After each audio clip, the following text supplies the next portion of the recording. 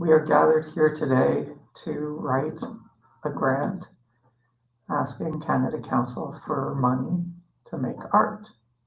So I've already logged in. If you need help logging in, let me know and I'll do another video about that, or we can do it together on the stream. I just didn't want to give my personal information away, but it's pretty straightforward. There's a new portal, so you might have to refresh your account, but that's also sounds scarier than it is. It's pretty straightforward. So here we go. Browse funding opportunities. This whole system's much better. Again, it's going to feel a little overwhelming because things are organized differently, but I've played around with it a little bit and it is definitely an upgrade. Status open and activity, creation or research, artistic practice. So I'm applying for writing money to write a feature film. So this might be useful for other things. I'm sure we'll touch on, like they've changed a bunch of previous grants to micro grants, which is a little broader in what you can apply for conceptually, but it kind of also makes more sense. Anyway, artistic creation. So this is the one. Now the first thing I always do, you'll see actually they've increased the funding. So what they did here, as I've understood it so far, is they've, instead of having up to $25,000 for writing or research and writing, and then like 60,000 with some wiggle room up to 100K that we won't get into now, but you could have applied for up to 100K previously for production, so you could potentially have gotten 125K from Canada Council for a short film if you applied in that sequence, which isn't commonly done, but you can or could. Now it's just 75,000 per application. So there's a change here. Sounds both good and bad in a way. Like theoretically, that means you can apply for more money total over the duration of the project, which is also more realistic. Like for writing, the writers, they always say, write what you need or ask for what you need and use industry standards. But the reality is then they don't give you the full amount of the money. So it's always this funny game where they say that, and then in practice, they don't give you what you need or what's in line with industry standards. So we got to figure out what the rules to this new game are. All right, so 75,000. I always print it. I spend a lot of time in front of my screen, and I find it's more useful to sit down with a piece of paper and pens and a highlighter and do this analog. So I'll scroll through my screen so you guys can stay with me if you want. But I'll just read as I go. And if you are writing with me, then go ahead and read it on the description page. So they've also added this new preview. So if you don't have an account, you can preview. And so this will actually I think this is the same as what so it shows you the fields that you'd have to fill in before you fill them in. I guess with a few extra bullet points. So that's, I mean, it's a nice feature to have. I'm sure people wanted to see that. I'm sure it's there because someone asked. Okay, so the reason I do this physically with a highlighter is because over the course of then writing on the computer screen, I will have this next to me and with my highlighted notes so I don't have to read the whole thing. So artistic creation is part of the Explore and Create program. It supports artistic research, experimentation, creation, production, and public sharing of the work. The reason they're saying all that is, and to the point about the 75,000 and 150,000 a year, and maximum 3 applications per calendar year. Oh, that's new. I think it used to be 2 applications per calendar year. That's fun because today's December 26th and I was only going to apply for 2 projects. And now that means I have 5 days or 4 days to apply for 3 projects. So yeah, that's why you kind of always have to go through and review these changes. And then they say, yeah, supports artistic research, experimentation, creation, production, public sharing. If I understand correctly, you can't or shouldn't, or you will decrease your chances if you apply to the same thing multiple times, meaning the same activity multiple times. So in a case like this, in all 3 projects, I'm at various stages of pre-development. So I'll be at, this would be for artistic research, experimentation, and creation, potentially in the form of either a treatment or a first draft. Technically, they list production as a separate thing, but this is where it depends on which program officer you get and what they expect when they say creation. So that's fine. Projects must primarily aim to support the creation of artistic work. That's interesting. Okay, so there we go. So what that means is even if there is no production involved, there is the creation of an artistic work. So my interpretation of this is that I will increase my likelihood of getting the money if I essentially apply with a deliverable such as a first draft of a screenplay or treatment, maybe. But what I'm reading between the lines of the subtext is that there should be a deliverable. Whereas if I just apply for, let's say, research and experimentation, it sounds like for the explore and create program, it sounds like the exploration will have a higher likelihood of funding if it includes a creation element. Projects that involve public sharing must also involve at least one or more of the activities found in the eligible activities list below, as all projects must involve creation activities. So what this, I'm interpreting this to mean is also then you can't just apply for like distribution. It all needs to be tied to creation. So the way I'm interpreting this is I'm going to apply for research, exploration, experimentation, and the writing of a first draft of a feature film, because that's creation. And then when it gets to production, I'll need to include distribution in that. So you can't really do, maybe it's possible to do like pre-development, development, writing, then production, then post and distribution. But it says creation. So there's an element of, anyway, this is writing, so I'm not going to get too deep into how to divvy up production and post-production. So more artistic research, investigating, examining, artistic experimentation, exploring new approaches, techniques, ideas. I'm not doing too much techniques, am I? I don't know. Maybe I'll try and find a way to say something about that.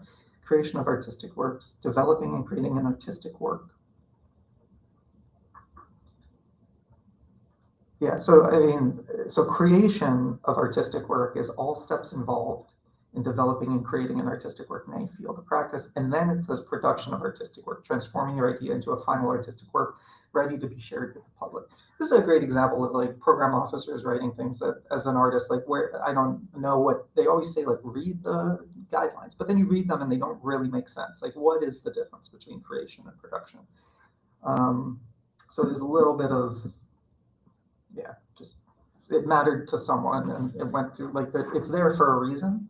This went through multiple layers of government, but figuring out what that reason is can be tricky. So anyway, we'll put this aside, but I'm gonna interpret it as though I'm doing research, experimentation, and creation, not production. Who can apply? Artists, that's me. Yada, yada, yada. Eligible activities, research, experimentation, creation. Like even this is redundant. So this is also why I go through physically, because so I don't have to read 3 pages over and over where of those 3 pages. It's actually the same thing over and over. And even that is not totally clear. So that's fine. Moving on. Anything else that I can read here? Multi-year cycle, no. Maximum 3. Notification 5 months. It's all good.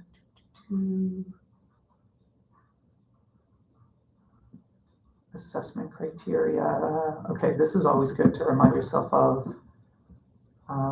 Peer assessment committee. We'll double check if there are any changes there to make sure we understand exactly what that means. Okay, so this again is where it appears quite broad. And I say this because I'm a filmmaker, I'm writing this, but it might not be filmmakers reading this.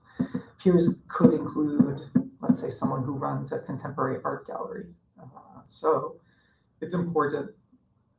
And many times people are reading in a second language. So I use an app called Hemingway to ensure that I'm writing it somewhere between a grade 3 and a grade 9 level so that it's easily digestible. And there are multiple benefits to that. If someone is a first language English native speaking filmmaker, it'll still be easier for them to read.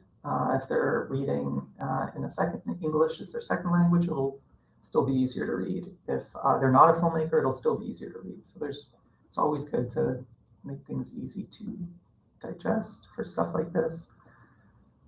Okay, so peer assessment. Okay, artistic weighting 50%. Artistic quality of your work and potential artistic outcomes of your project. That's a big one.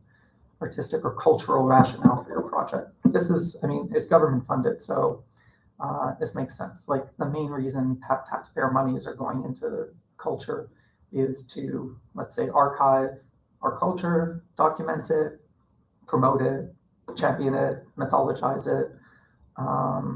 So yeah, if you just want, capitalistic private equity, go to the US. If you want taxpayer money, this makes sense.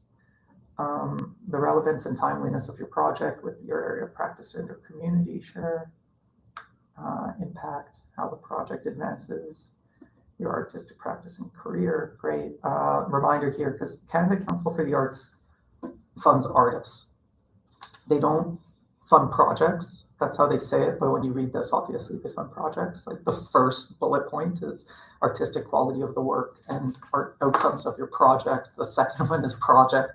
And then the third one is project. So 50% is the project. But what they mean by that is that they don't fund corporations. They fund individual artists. I am an artist with a corporation. We won't get too deep into that, but I just share that for trying to understand what Canada Council is. So my point being, when they say impact, how the project advances your artistic practice and career, that's what they're talking about. So there should be something in your practice or career that will theoretically be, there'll be learnings. Like you individually will have learnings from this project, whether it's a success or a failure. And then how it benefits you and then other artists, participants, audiences, and communities. Feasibility, that's why you'll see like here, feasibility is low, your capacity to undertake the project. This is really what will make you competitive though, they're so oversubscribed that you have to score highly on everything to really have a chance. But as you can see, you can fail. If you got the money, you could fail and it wouldn't be the biggest deal. Fail in terms of like, if I don't finish a first draft or I take more time or whatever, like it's kind of, I guess that's the difference. It's very understood with the arts councils that this is a practice, they're investing in you practicing, and there's room for things to change as life goes on. So I think I have a pretty good sense of this. But that extra little drop down assessment criteria, that didn't print. So I'm going to print that so that I can quickly be, or you know what, I'll just leave that open in a separate window. And then, all right, I'm going to apply now, which unfortunately does not let me open in a new tab.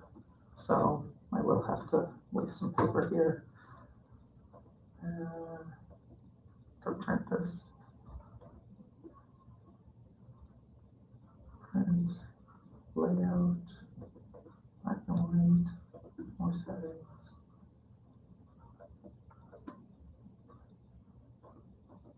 I don't really two-sided. But I think you really need page 2. So I don't need to re-click page 1. Sorry if you're watching, I'm navigating the print window here. Open PDF and preview. Let's see if this works. print, page 2.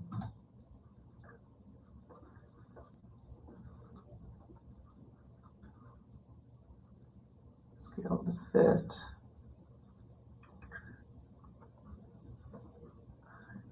Let's see if this works. Print. The value is out of range. Presets, standard code. User ID. This is a co-working space thing. All right, that should be printing now. I'll get to that later.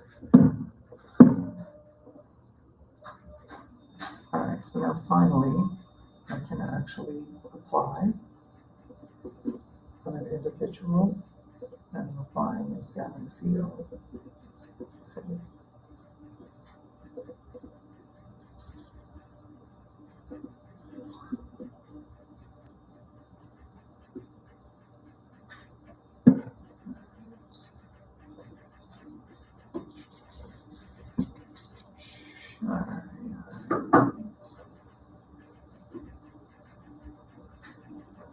So this is a huge improvement in the platform. If you see what I'm seeing with this dashboard, where application limits right there, it would be even better if they told you if you've already applied for some, so you don't always have to keep track.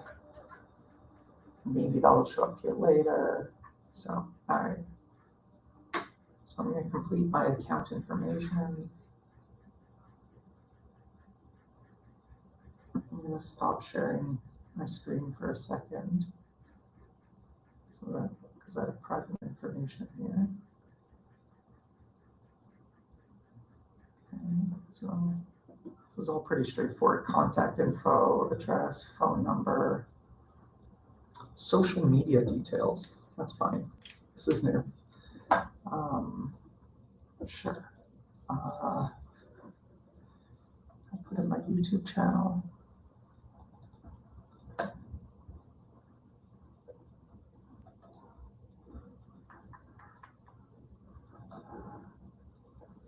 Social media details 1. And so this is always when there are fields that are optional and you want to, it's tricky. It's kind of like, just because there are fields doesn't mean you have to use them. What you want to use them for, if you're using them, is to specifically satisfy whatever you think they are looking for when they click through. Because bear in mind, most of these readers, jurors, have about 10 minutes. So sometimes it can be tempting to fill out all the fields. The question is, does it add or does it take time away from their capacity to review your application? And so actually, I'm not going to include any social media details, because the YouTube, I don't think will make sense to them. It doesn't clearly make me look like an award-winning filmmaker. My Instagram may serve that purpose better. I'm just double checking my Instagram and seeing how it looks.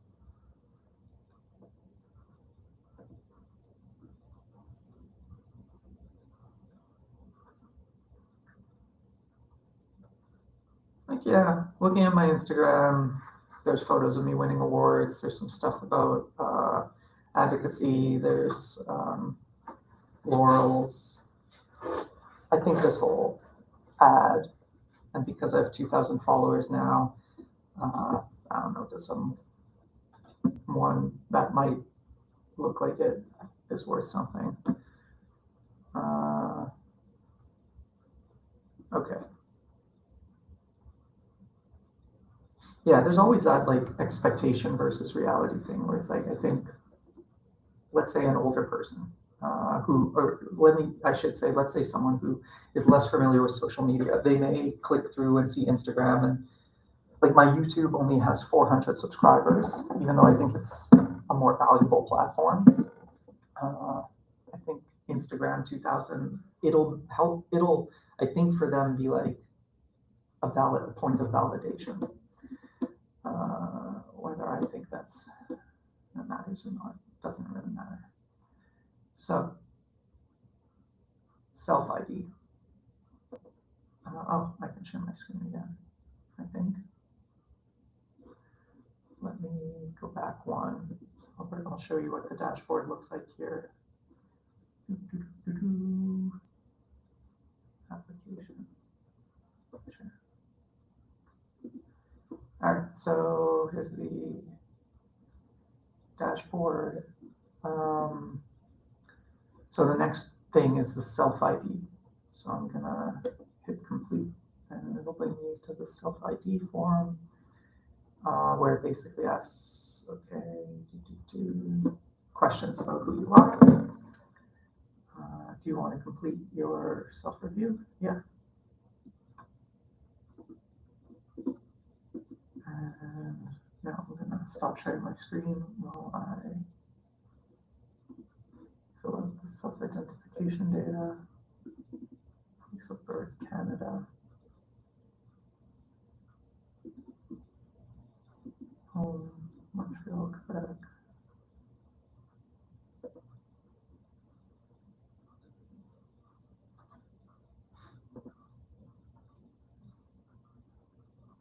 Please describe your racial identity in your own words. Brown.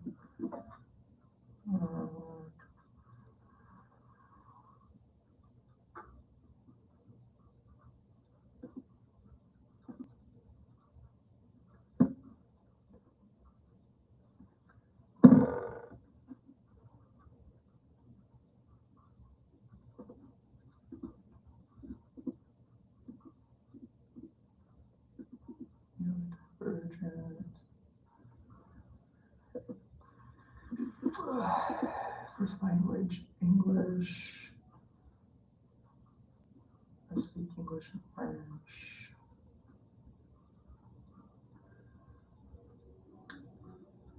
Official language, minority community, yes. Anglophone. Quebec.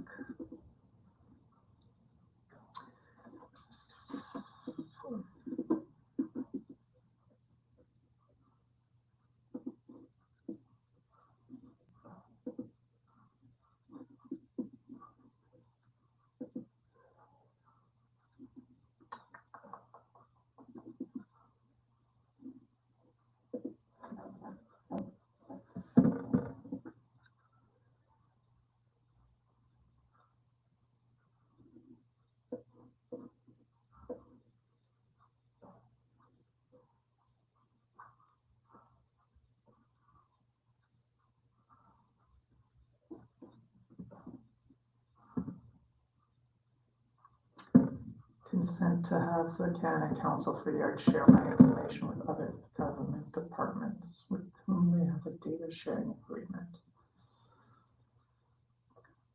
I'm not going to consent to this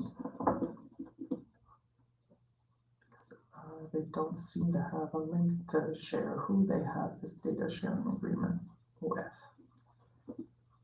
Okay, confirm the information is accurate.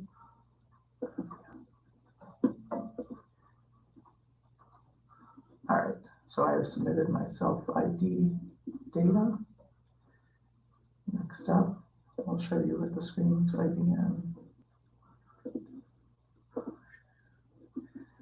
All right, applicant profile, complete or update your applicant profile. That's it, click through. I'm gonna stop sharing in case I come across any sensitive data. Choose an applicant profile for your account.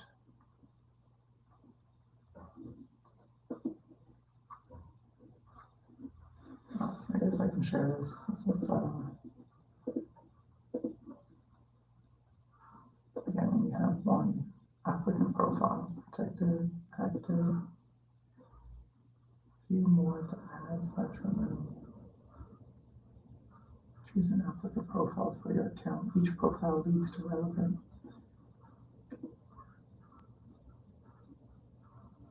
Yeah, it's this one. So move ahead. Complete. All right.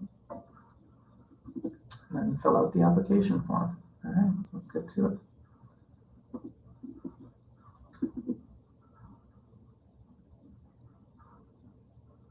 All right, so here we go. This is what you've all been waiting for. Let's get to it. So I'm going to put the 30-minute hourglass here. I'll be on my desk, and I am going to work on this for 30 minutes, and then I'm going to take a break. So I'm going to go get that print out with the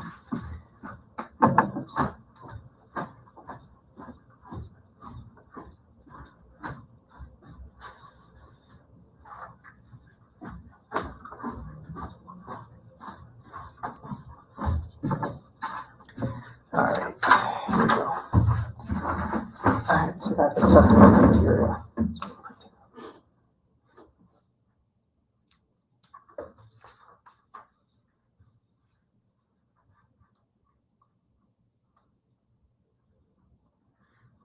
All right. Let's write it down. So, name of the application.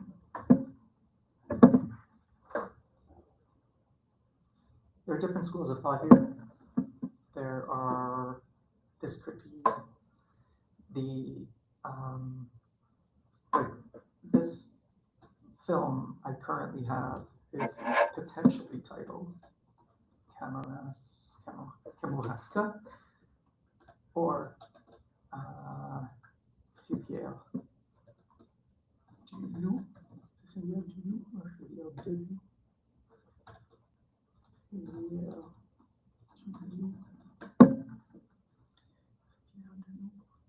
which basically both of these are the names of places in rural Quebec.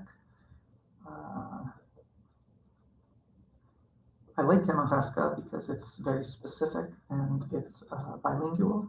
Rivière du Loup is inherently French, which doesn't bother me. The reason that I struggle with this because the film is going to be English, so it may confuse, like these little things can very quickly confuse a juror or reader who's reading 100 of these applications very quickly, and it's 10 minutes per application. So if they read something that's French and then it turns out to be English, it might just be a perceptual gap that they have to fill, which could get filled quickly, or it could take a while, or it could be a bump.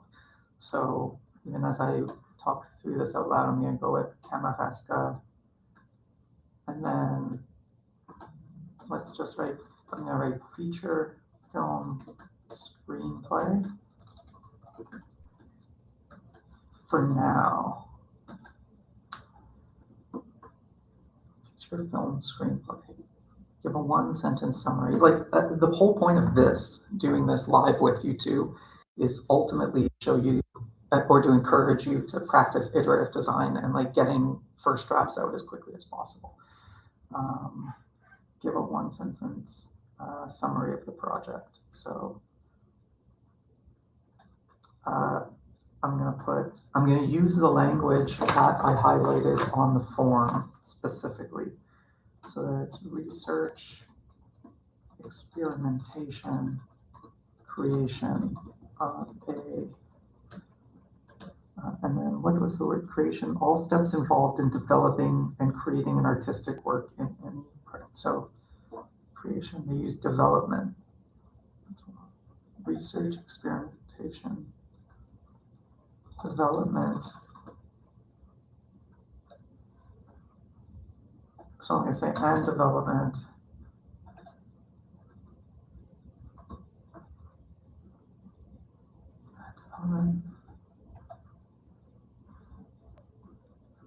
Development, say, culminating in the creation of a first draft of the feature film screenplay. So since I say screenplay here, I can't, here with creation, I'm going to say development. So culminating is a big word. I don't want to use the $5 word here. So research, experimentation, development, and writing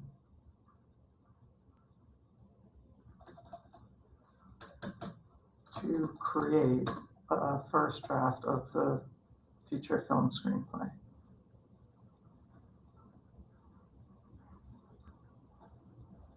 This feature film screenplay. Let's go. That's probably close enough for now. Here, artistic practice is media arts, film, video, moving images. Choose the type of activity you are proposing. Experimentation, research, artists and community collaboration. Yeah, I'll hire a story editor. Creation, but not production. And not public sharing. Start date. So I'm going to receive this confirmation in 5 months. That's what they say. So let's put this in for, let's see, it's December 27th, so January, February, March, April, May. So let's put this in for June 1st. End date. Let's say I apply them for next year and then 5 months, and then let's say I work on this till. So I'm going to put this as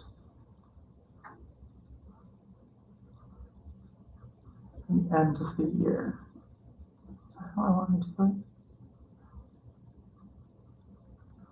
Guess what's on my mind to talk this through is if I get the money in June, well, one, I'm wrapping up another feature that's due January, February. So this all works out great. I'm applying now, December 27th, 2025, because I have these 3 applications for end of calendar year 2025, 4 days to apply. If I get this June 2026, the thing is I've applied for, I know I can write if I get funding, I know I can write a feature in 6 months. But what I've seen is I've gotten feedback that jurors have believed it's too ambitious, or because I take the Writers Guild of Canada fee, and in some platforms it automatically converts to a weekly fee, then they can say it feels too high. So this is where there's inherently human bias that gets introduced. So this is what informs why I know that if I put an end date of December 31st, it's feasible, it's realistic. But I worry that some jurors, and this would wrap up all my work and the financing in the same calendar year, which is better for both Canada Council and for my personal taxes. Whereas if it goes over to 2027, then that could be more complicated for taxes. And to be honest, these are the things I don't feel like enough of the program officers really understand, like what it's like for us on the artistic side and the things that we have to think about. But that doesn't matter. Gotta get that money. So ultimately, I think the 2 solutions are either December 31st, 2026, or I just make it a clean year.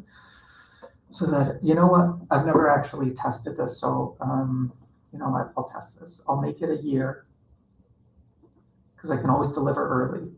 But if anyone believes that I can't do this in 6 months, even though they're wrong,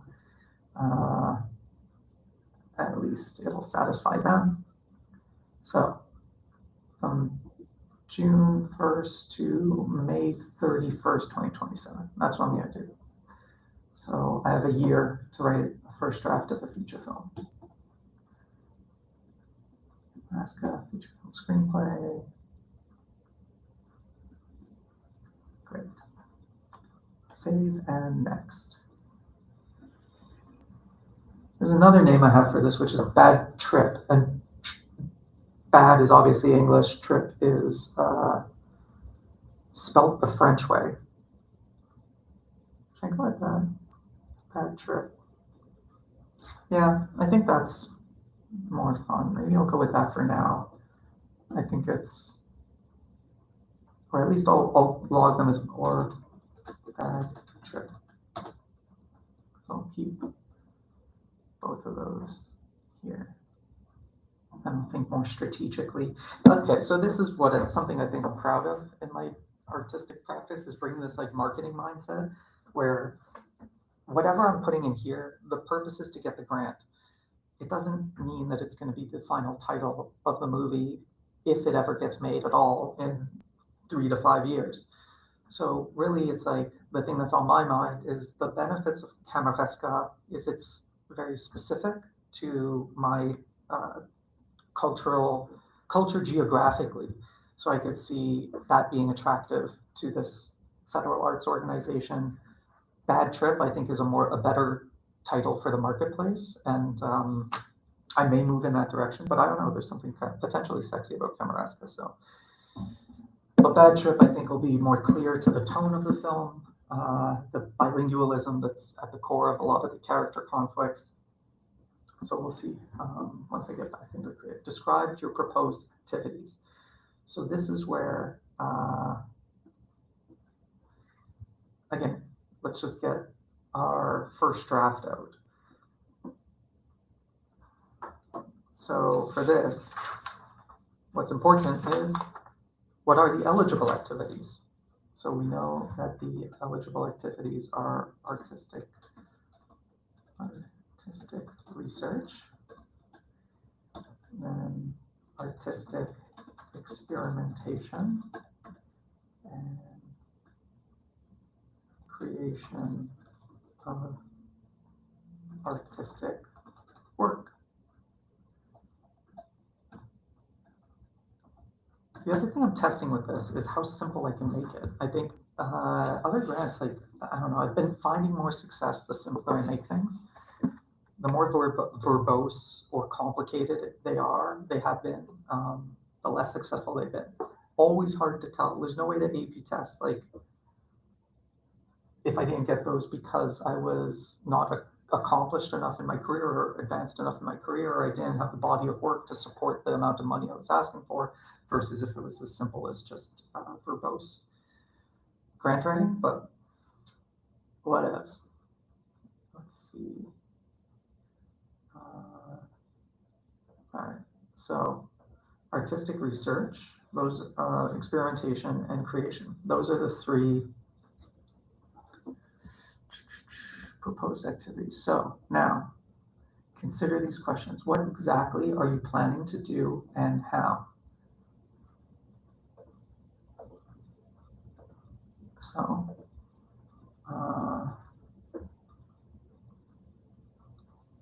okay, these questions don't align directly with so research, experimentation. All right, so those buckets don't line up perfectly with the helpful information questions they have at the side. What are you planning to do and how?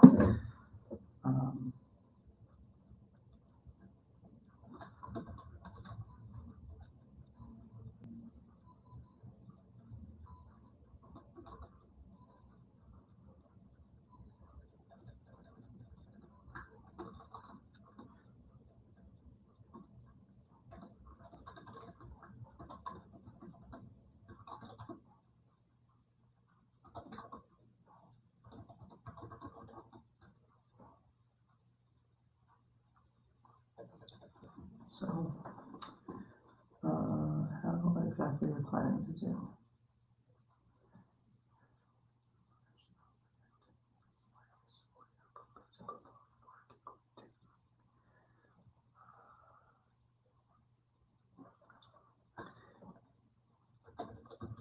Between June 2026, receipt of this grant, and May 2027,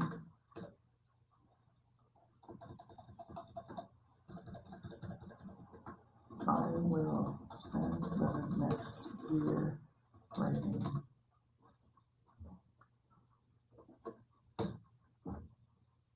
my next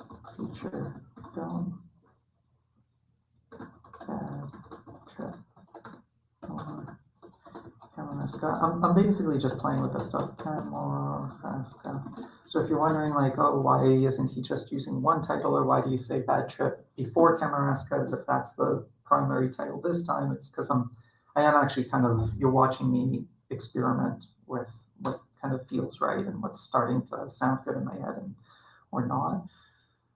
A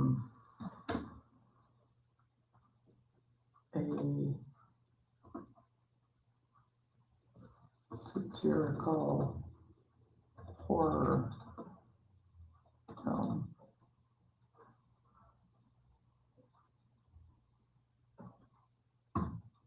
Satirical horror comedy feature film.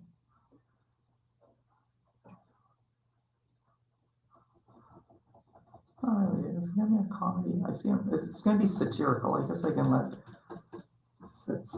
satire do its thing. Let that word do its thing.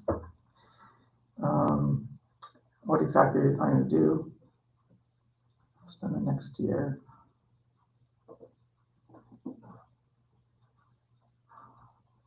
Writing the screenplay format. And see, already I'm like already editing instead of just writing. So catching myself. What exactly are you planning to do and how?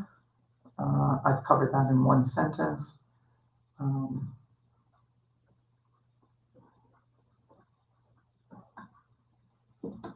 What is your artistic and or cultural rationale for your activities? Okay, so this is what they're really investing in. Often with artists, it's like, what is your point of view? What is your perspective? And then that's, especially as a federal org, it's how is that portrayed through the work that you're doing and what you're talking about, what you want to talk about, and how you view the world and how you present it through your work. So I've always said, I hate anyone who calls themselves a creative,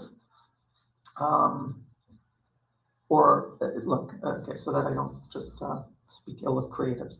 The difference between an artist and a creative is an artist has to stand by their position on the work, their perspective. They have to put their name on it.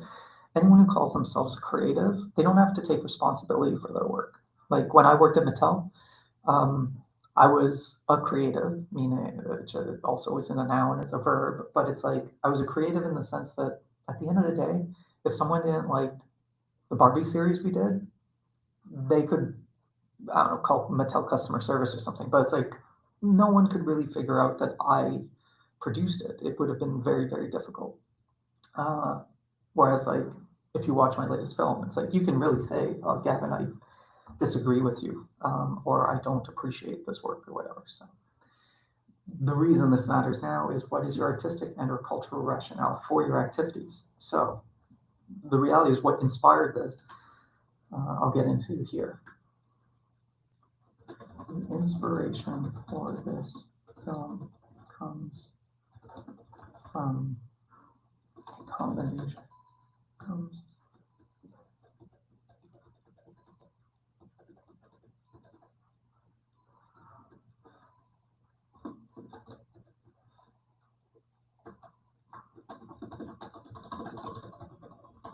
As a brown Anglophone Quebecer. Like, I don't know if I want to open with the like race stuff and OLMC, which means official language minority stuff. Inspiration. So I'll kind of try both ways. As a brown Anglophone Quebecer,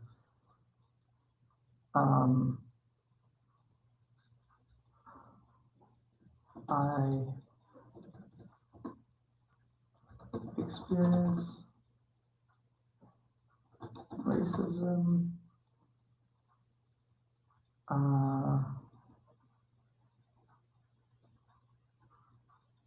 a few times a year, increasing since the most recent provincial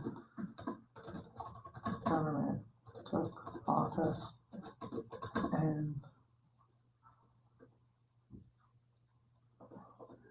provincial and an increase in attacks on C-O-N-C, Anglophone, here. Okay, so this is the more like cultural approach to getting into the material with like the identity politics of this is who I am and this is what inspires the film. I may not open with that. I'm just kind of getting it out of my system for now.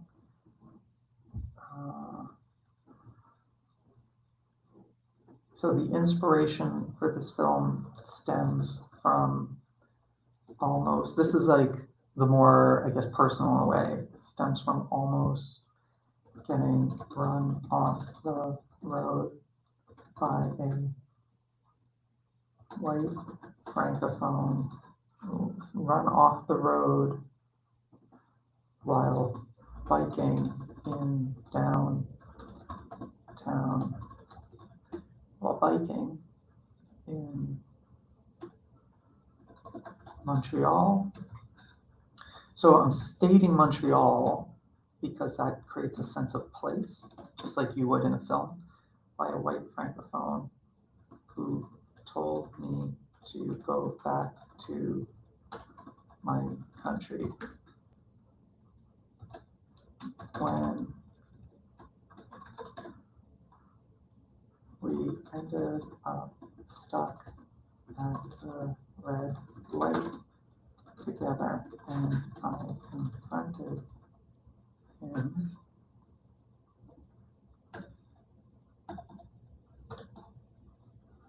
He quickly by explaining that I'm from Montreal. He quickly got defensive and the situation escalated.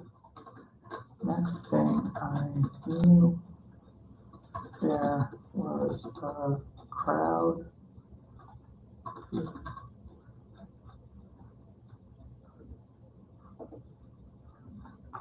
behind me, some with, including an old white man. Let's make white the capital, white, and with a crowbar and a young Arab man taking off his belt and wrapping it around his fist. Meanwhile, what do you call it? A backlog of cars were honking for us to move.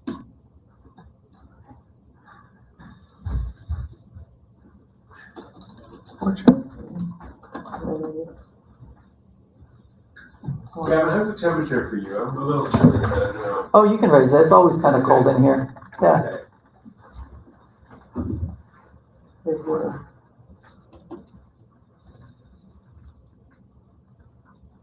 supporting me as they saw the whole thing. The driver got back in his car and drove away. This was only a few months after a man at the grocery store told me that I had a beautiful face.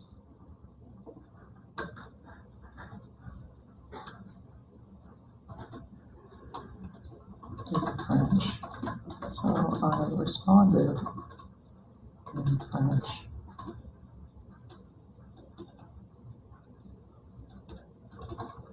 In French, which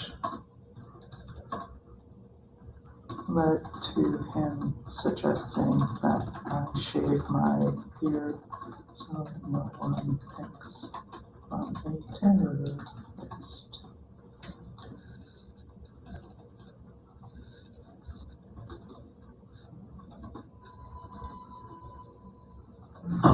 Was a confusing situation.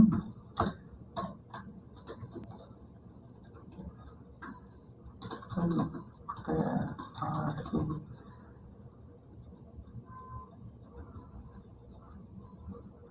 common casual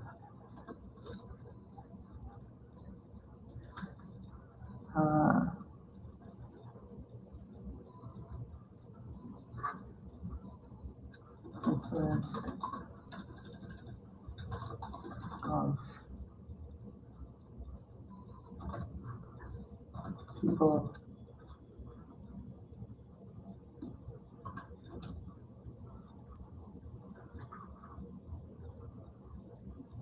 complaining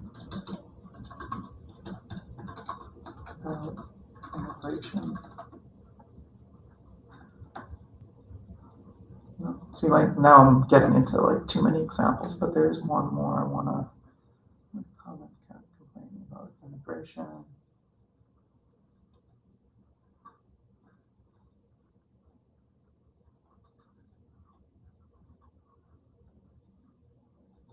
Because there was a good one. What was it? Was someone? Let's see, they definitely complained about immigration, complained about English. What's the good one? Oh, then there are the common casual incidents of being assumed to be an Uber driver simply when. See, I'm getting into this. It's like these are personal experiences, but are they going to move the needle? Like now I'm just complaining about racism, which is a real thing, but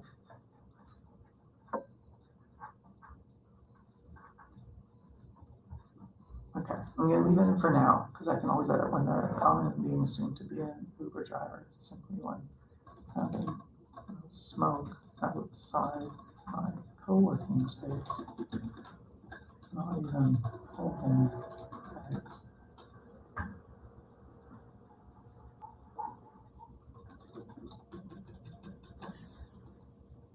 Or walking into a restaurant.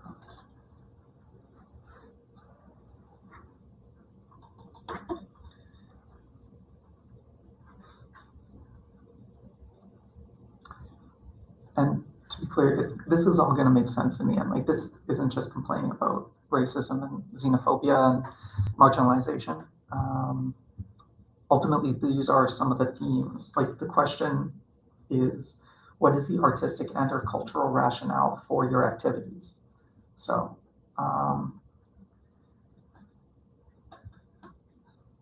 well, I moved away of Quebec when I was 19 after reading a really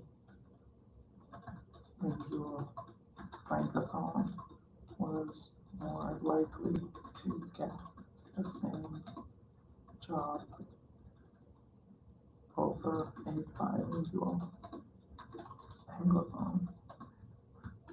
Now that I'm back, it's been almost 20 years and nothing has changed. If anything, we're regressing under the current provincial government. Again, this will all get cleaned up. And also, now's a good time for me. I think I've done enough work to Save. Because I don't know how this new platform saves, but the old platform wouldn't auto-save usually. I think it was pretty good if I remember correctly, but the Quebec one's trash. All the Quebec stuff's trash. So, let's see. Hourglass is winding down. Are there any comments? No. All right. So, the reason that I share all of this is because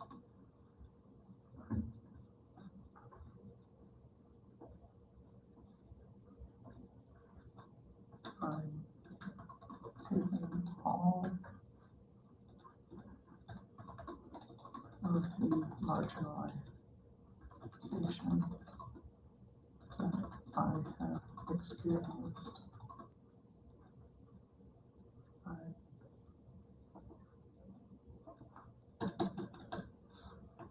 Experience as a brown Anglophone Quebecer, and I'm turning it into this satirical horror film,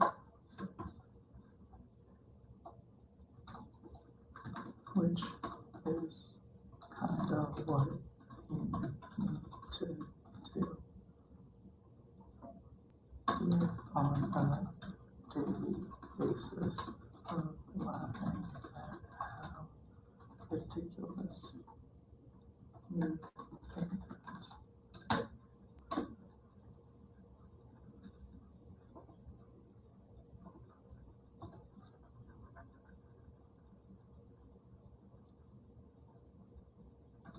When people are here. I'm going to make a note here, not because it's the final version, but just because I think it might be worth mentioning. The uniquely strange thing about Quebec is that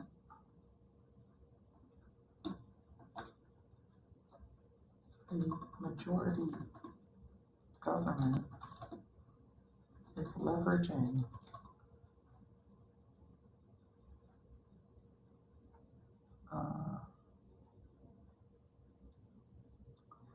the idea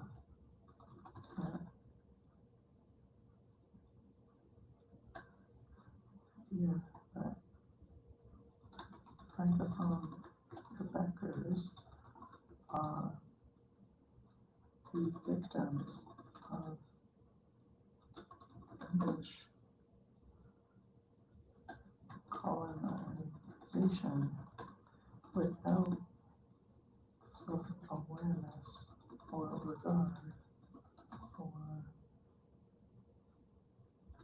French colonization of indigenous peoples.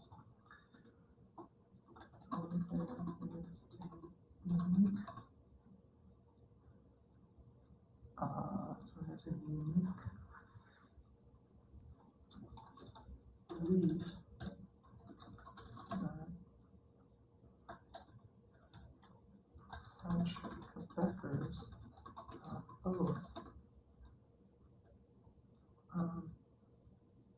no, I guess that's not what that is. What I would want to add is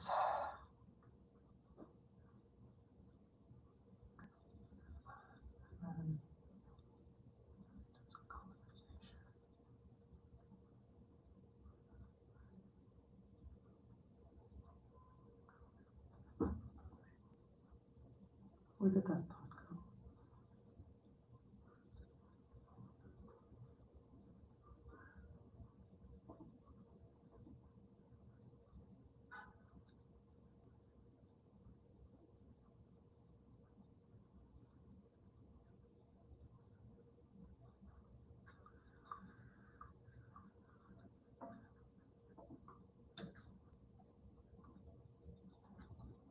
So they are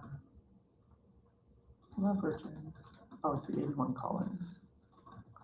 Oh, I forgot to. So they are leveraging their perceived victimhood and protection of values and language while disregarding that they do not extend those values to actual indigenous people. And there is no data to support that French is on the decline. In fact, with 81 colonies around the world, French colonies,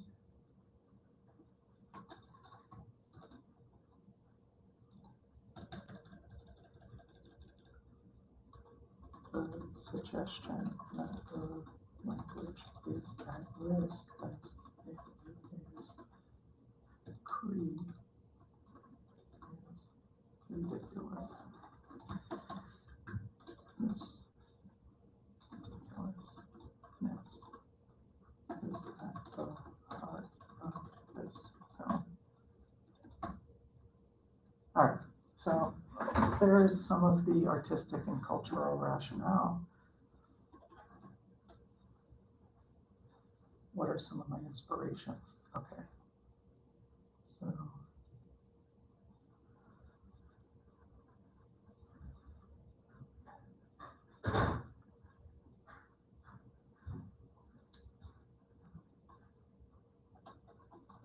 primary inspiration for subject matter is the blackening, and the primary inspiration for tone is barbarian.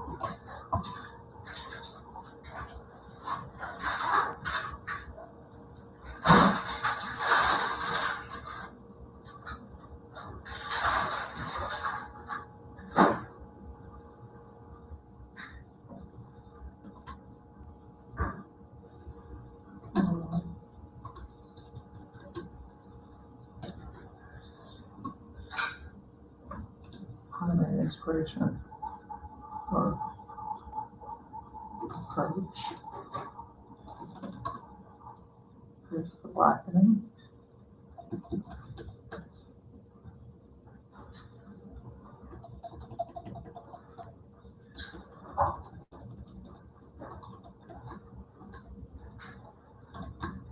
Primary inspiration is bodies, bodies,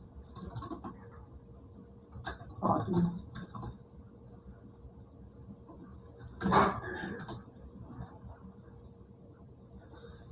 Primary inspiration is time, bodies, bodies, bodies.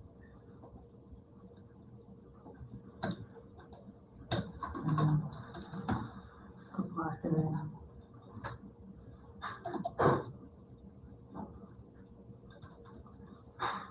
with the tone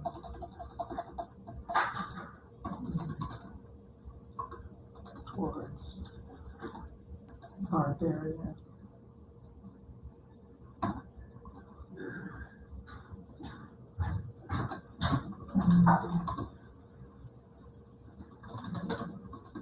Politics.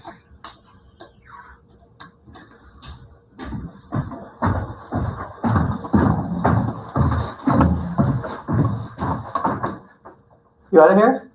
Just for about half an hour, then I'm back. Have a good one. See ya. Primary inspirations are the following, which also use the cabin in the woods, home invasion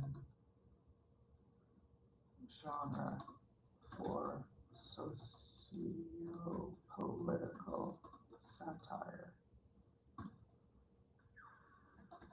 Bodies, bodies, bodies.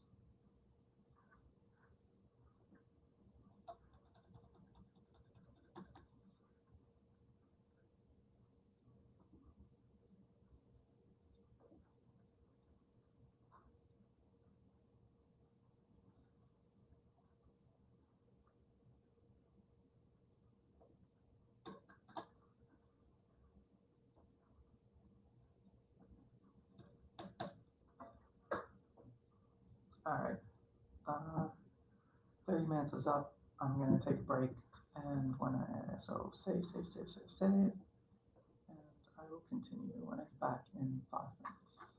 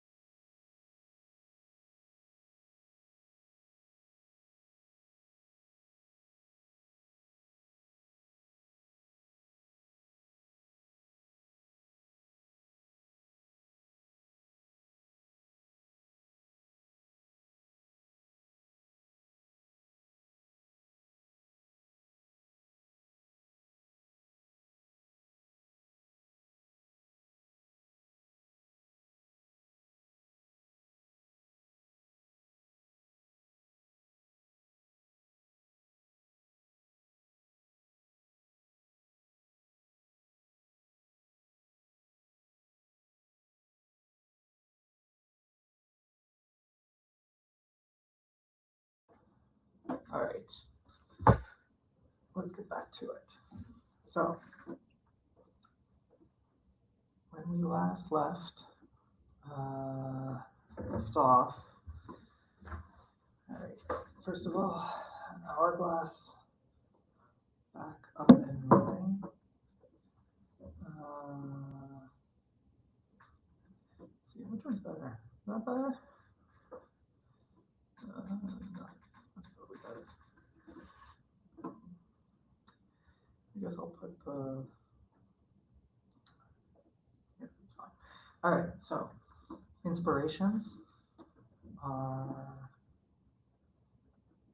following films, which also use the canon for socio-political satire. Satire.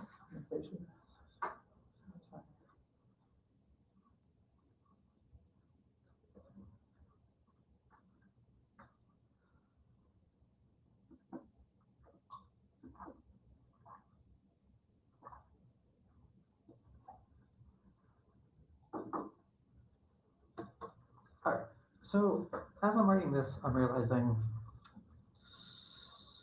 I don't know how many people have seen Bodies, Bodies, Bodies, The Blackening, and or Barbarian. They might have seen one out of the three, maybe. So in my support materials, I'm already thinking might have to do a little lookbook for this. A lookbook basically like images from films that help communicate the vision. A lot of these applications can be very text heavy, but we're actually pitching films like it's a visual medium. So I might have to do a lookbook slash deck, like visual deck. You know, again, with this stuff, I'll probably be pretty candid. I'll just say like,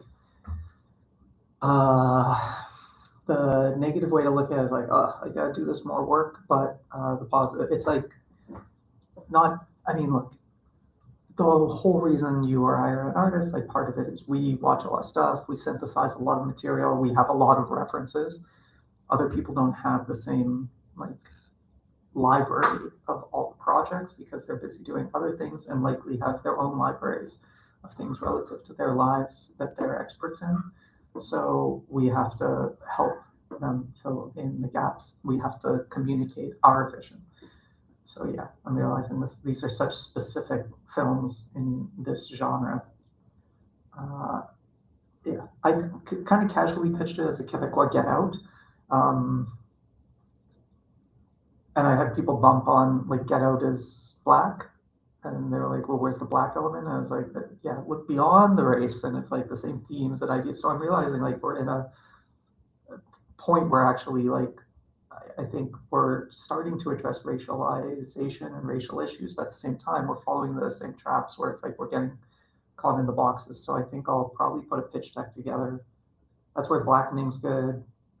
Also, I got one note on a different project that we're producing with a black director where they actually said, we referenced Get Out and they said that that's an old film, but I've never seen anything like Get Out in Quebec. So I think even just bringing that cultural lens would make a completely different movie, but I don't know, someone flagged that. So whether we get that juror or not, unlikely, but still something that is on my mind. So, whereas I think this Bodies, Bodies, Bodies, Blackening, and Barbarian is, I think, pretty unique. So, but it's so unique, I have to communicate it through a visual support material. All right. Rambling. Okay, no more procrastination. Let's do this. What are some of your inspirations done? Does your proposed work include taking artistic risks? If so, how? The biggest, I believe I am finally finding my artistic voice.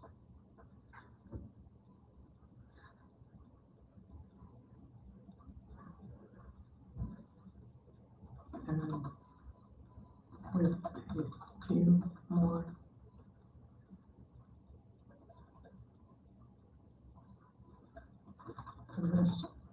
project would be a continued exploration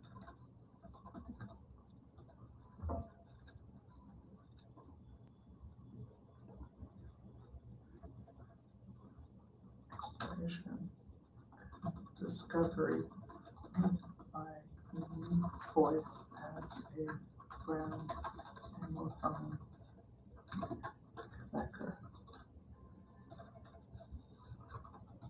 in its character's sense of place, perspective. So here's like in English we'd say perspective, but French readers might say point of view. So part of it is like they often say don't pander to the jurors. I actually disagree with this. I understand why they say it. You don't want to pander, but you do need to try to almost, I guess, take an empathy lens, understand even the way they articulate. Like this is a great example. Like in film, we'd say perspective, but I've noticed, especially in Quebec, they say point of view, point of view, point of view, and nationally too. So yeah, anyway. It's characters, perspectives, and point of view, sense of place, and representation of a truly underrepresented community. Montreal has the 5th largest South Asian population in Canada, and I have never seen someone who looks like me in Quebecois. A Quebecois film or TV show. Quebecois. I'm gonna polish that a little bit. Technically, I have seen one, but like this is how underrepresented we are. That technically Hamza Hack was in Viking, but he was, despite being on Transplant, one of the biggest shows in the world. He was like a 10th character, and the joke was that he played an alternate version of a black guy, as if this was like an 80s sense of humor. It was so regressive, but also just like, yeah, it's still like funny to a lot of Quebecers where the joke is that the other is interchangeable. And I know they'll say, oh, well, you know, a guy was a girl and this and that. But the reality is like when it came to the 2 people of color in the movie, I think maybe there was a black woman, but essentially like that joke was the black guy and the brown guy are defined by the color of their skin versus everyone else who was defined by personality traits.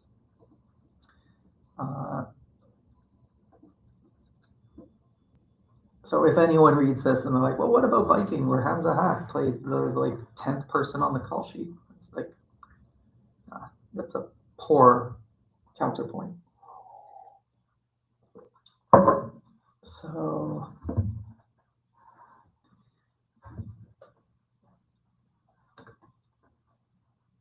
let's say similarly, Anglophones represent 20% of the population, and yet we are also represented on screens with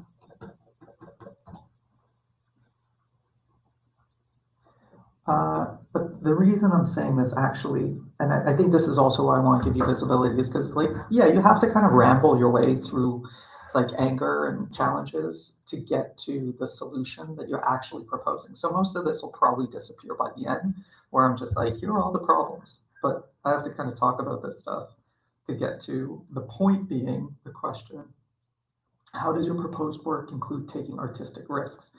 And the point is, I'm going to say artistic risk. I'm just going to put that like kind of bullet point there.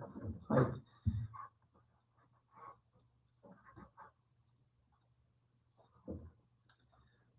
is a festival in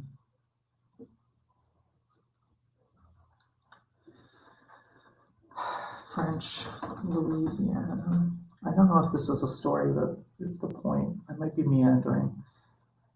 I had a film that was the first Quebecois film to screen in both the Quebecois program at Cinema on the Bayou in French Louisiana and compete in the general program, where it won a jury prize, potentially the first Quebecois film to win the jury prize because typically they compete in the Quebecois category. But because my film was English, it competed in both streams, the Quebecois, and this is a 20-year-old festival, very well regarded in Quebec. And so, like, kind of that record-setting element demonstrates both the lack of opportunity for OLMC people in my community. I think it's too big of a perceptual gap. So, artistic risks. As I continue to find my artistic voice, realizing that the films that I'm going to say the stories that I tell are often exploring controversial subject matter that challenges norms.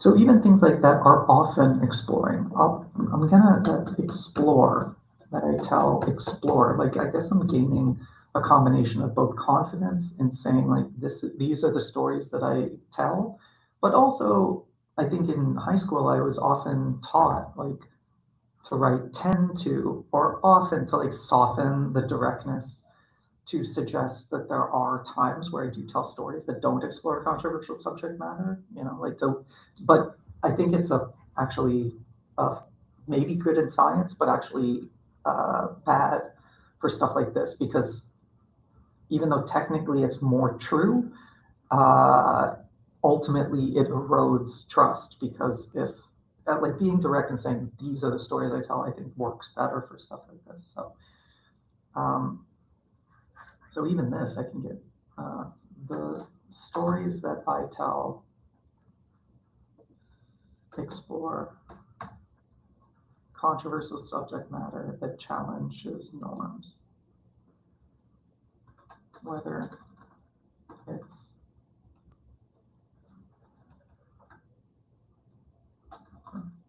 example, my last film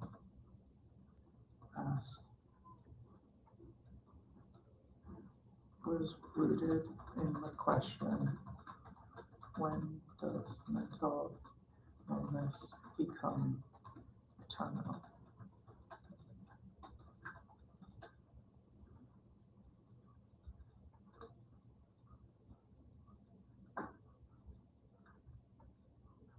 My last fiction film was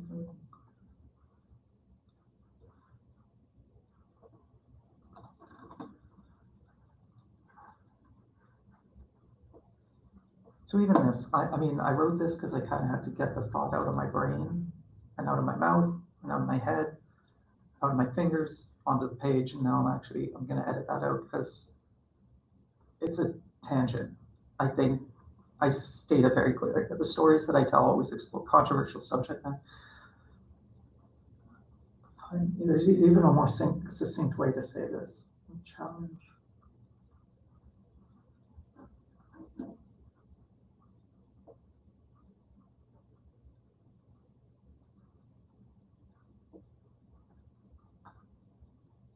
So anyway, for now I'm going to say talking about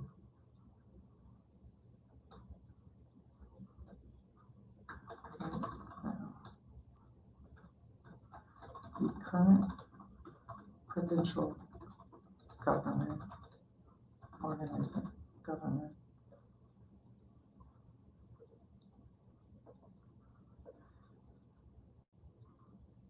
Is actively leveraging extremism, conservative extremism, and othering of anyone who is not a white francophone.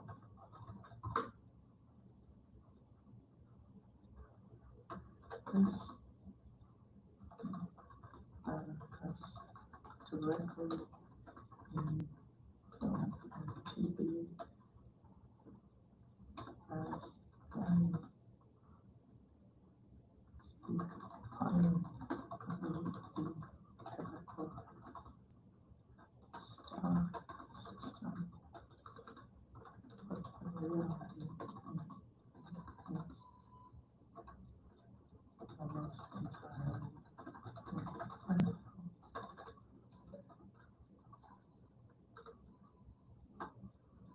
Speak highly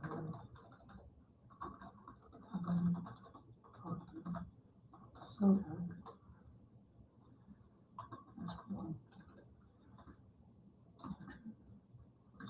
of francophones' decision-making level. So making this film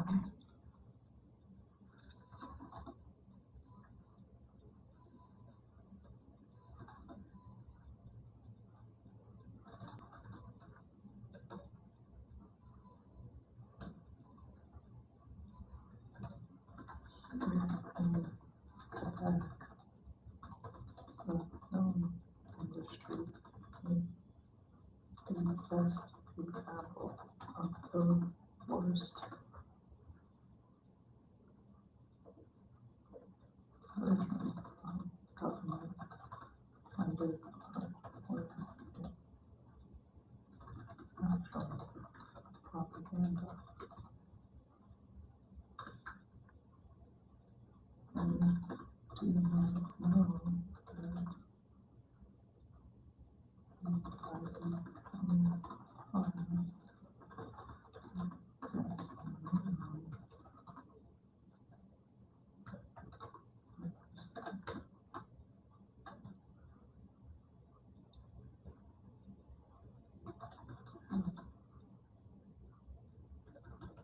requires the majority of funding to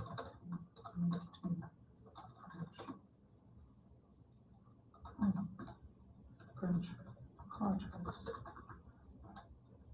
practice 95% cost.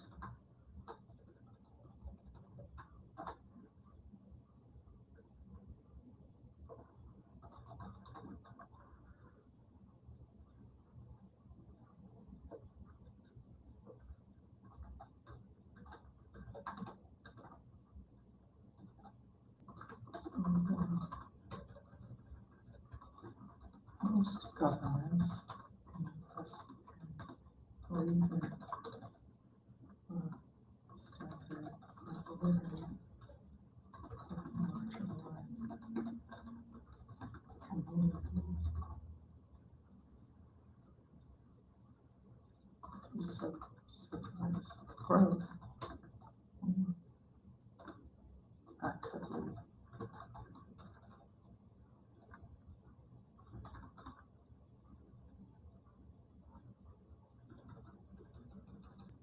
The opposite.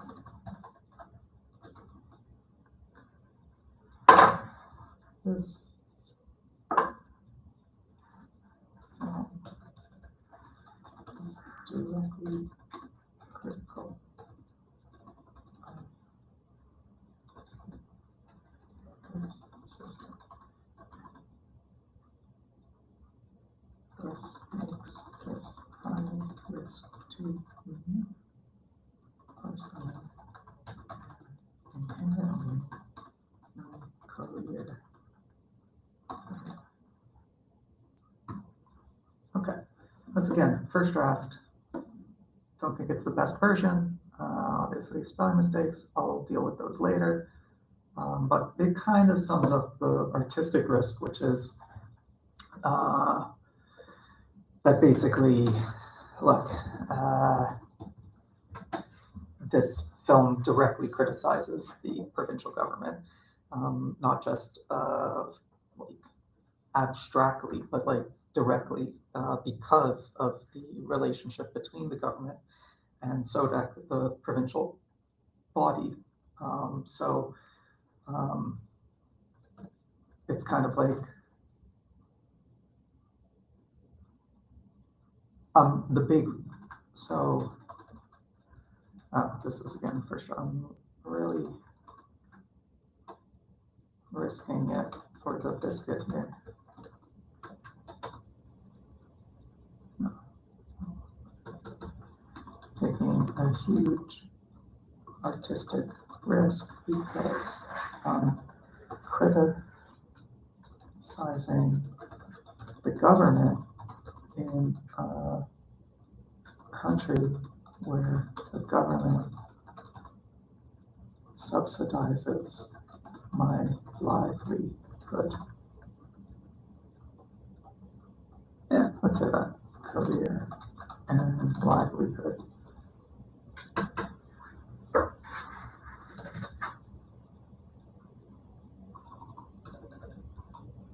And I'm doing it in a province that is uniquely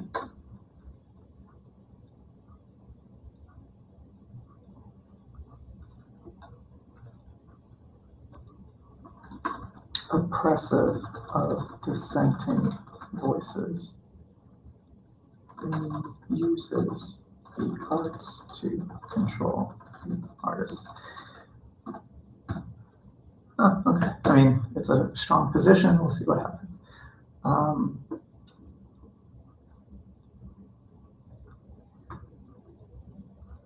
Given the current provincial, I mean, I think I've already said this. I probably don't have to repeat it. I'll say the current provincial government is essentially led by a Trump type fascist who commonly invokes the notwithstanding clause and has been directly linked to corruption.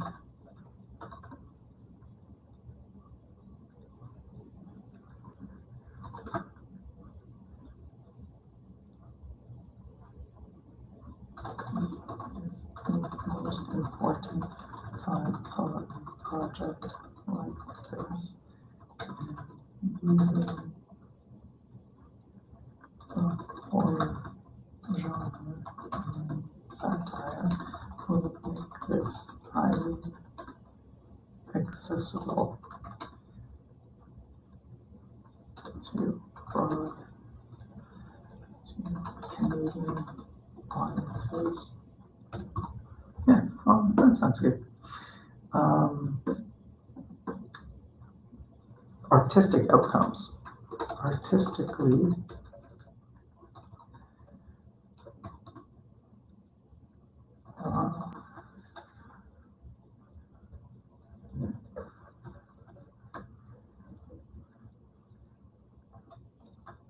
this would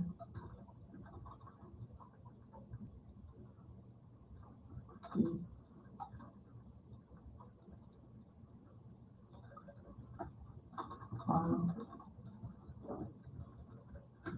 I'm putting other feature films, but this would be the first that I would direct.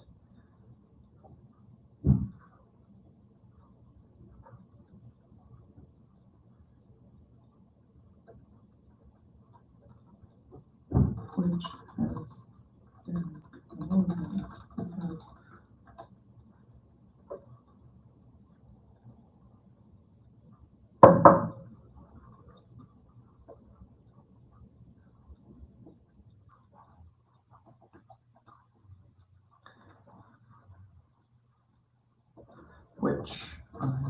producing, but do not intend to direct those. This is a deeply personal story. I not see anyone else directing, but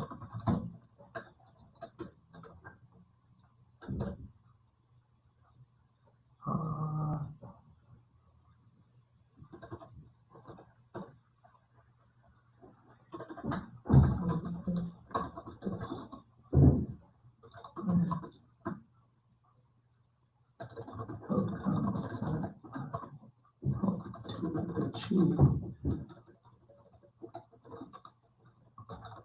include research to ground in personal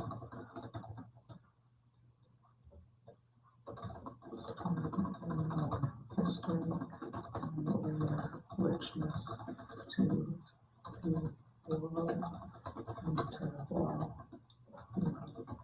my experience and imagination.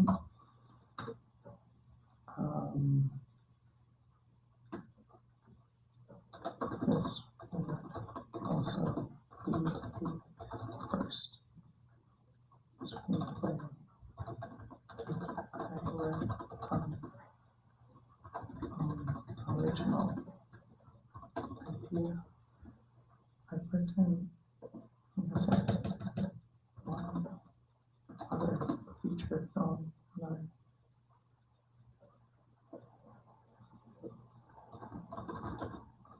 directed. Outcomes.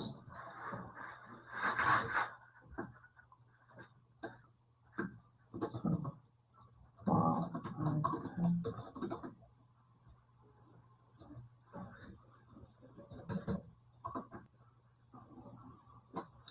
this will be the first feature screenplay.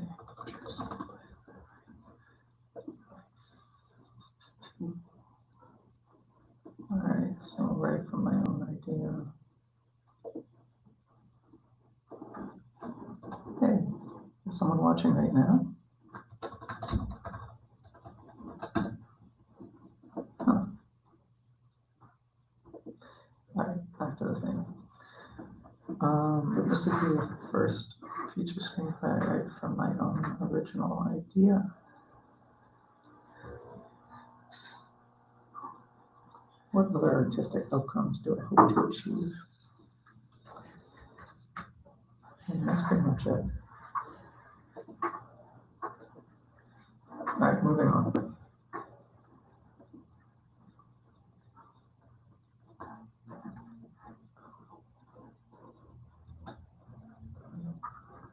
I can say I've developed a morning writing ritual over the course of that film, and with this support, I will be able to continue.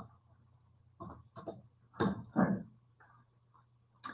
Accessibility measures for artists or audiences.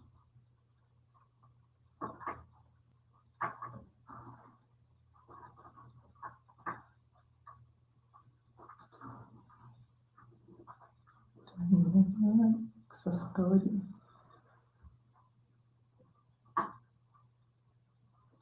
I'll put something in for now. As a neurodivergent artist, accessibility is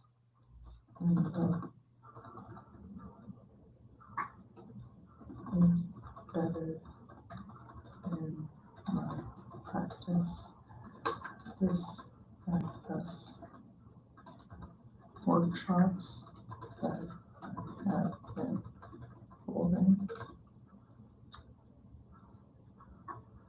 available in multiple languages on my YouTube channel.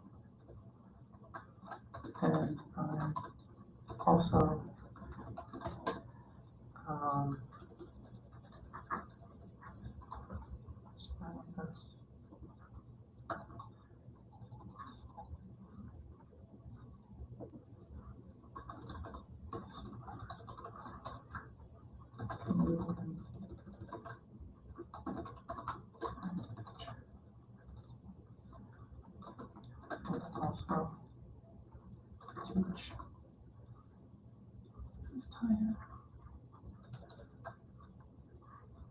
to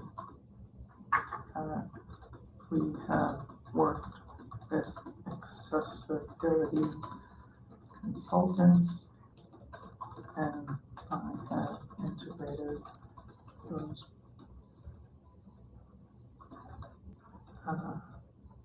recommendations into my practice.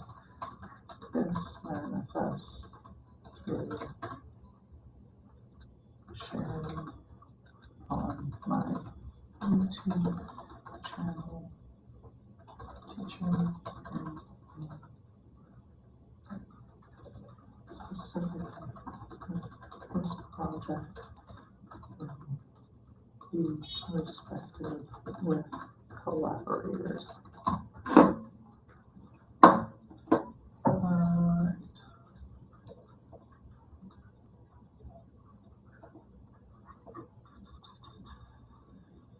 So,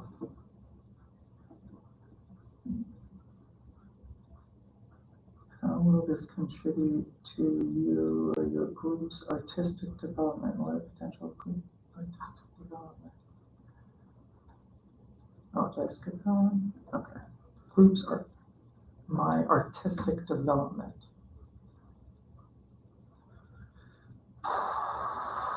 This will be a first screen for my own idea. I developed I guess really that's the more important one. This will be first feature screenplay that I write from my own original idea.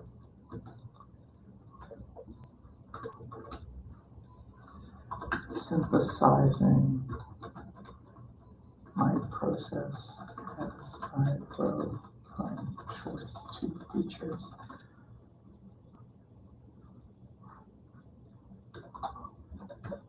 Okay, let's do that. Time is out on the hourglass.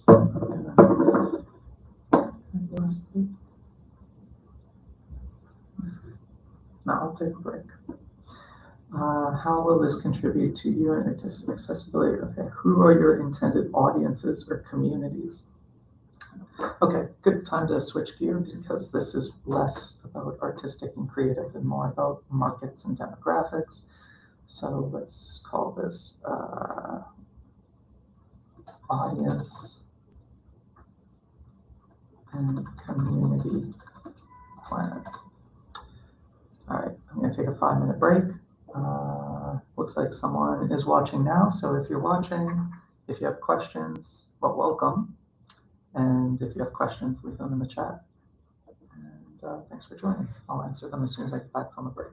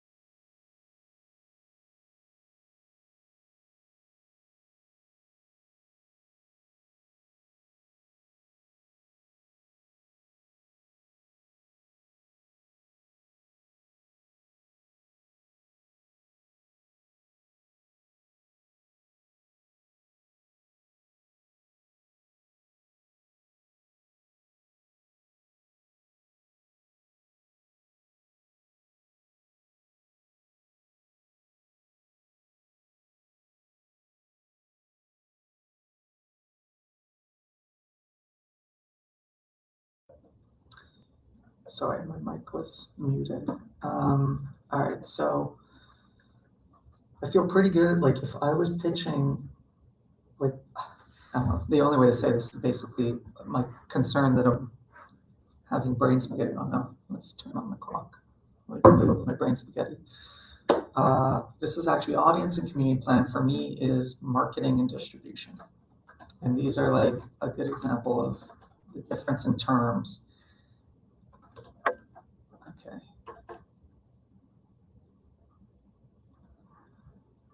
So to me, like when I think of audience, I think of people going to movie theaters. So it's like, how do I do this succinctly?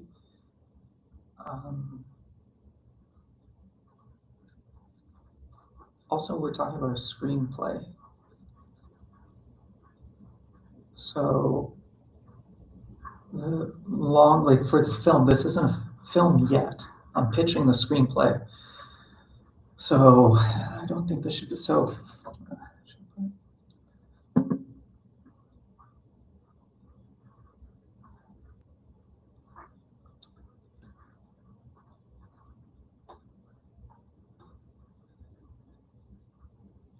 Genre films like this have historically always been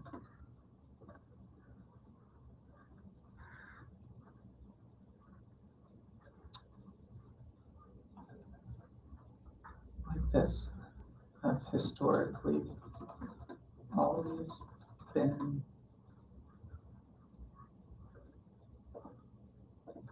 the most likely to resonate with audiences and least likely to resonate with critics and industry.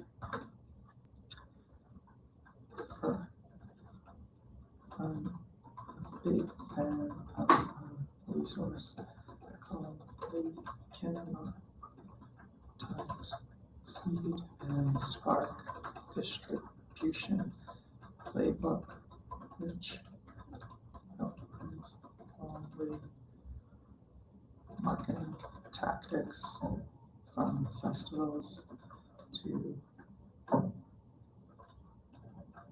YouTube to reach audiences.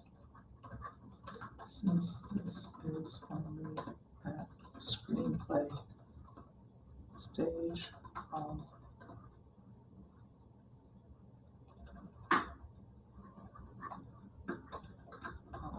keep it short. And then let's say for festivals, two of my films have screened at Fantasia, the largest genre festival in North America and one of the biggest in the world.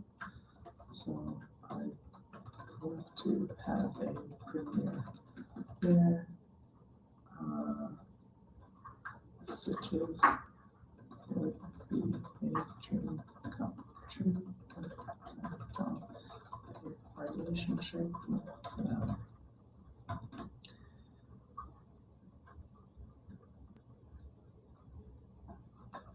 Beyond that, I continue with the genre circuit,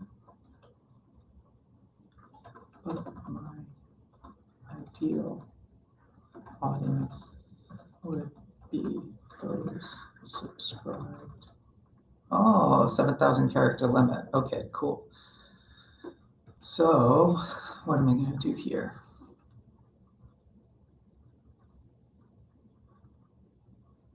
So I'm going to save and go next. Now, respectful, because now, I mean, you could do this in advance, but I was kind of already tired after reading through the brief and all that. So you can go through the whole thing in advance and figure out where things are going to go and try to solve the puzzle. I guess because I've done this a few times, yeah, I'm being a little less strategic. I kind of know where the pieces are, I think. So I'm going to move along, and then my expectation is that activity plan, activity timeline, last details, some of the stuff that was in my activity description will get bumped there, and then I'll go back and use the additional space. Do your activities include the participation of First Nations, Inuit, or Métis individuals or community? No, not at this time. Do your activities include working with intellectual property? No. Do your activities touch on sensitive triggering or no? Do your activities include customary? No.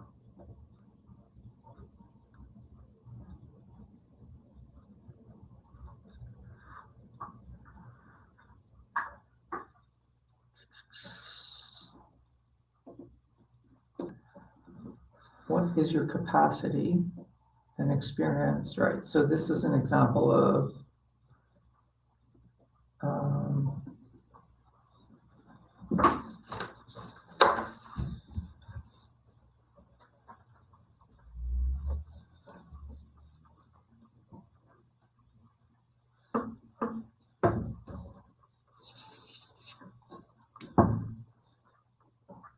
capacity and experience.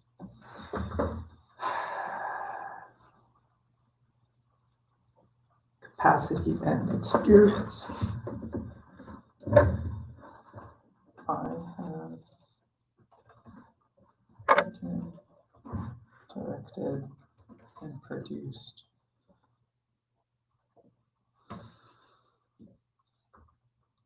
3 fiction shorts and 1 international awards and selections and festivals. What is your capacity and experience? Maybe I'm a person who has similar capacities. Do they have? What activities are you prepared? Am I getting into the wrong thing here? Examples can include important or responsible. I think I spelled it right the first time. Huh? I've written, directed, and produced 3 fictional international awards and selections at festivals.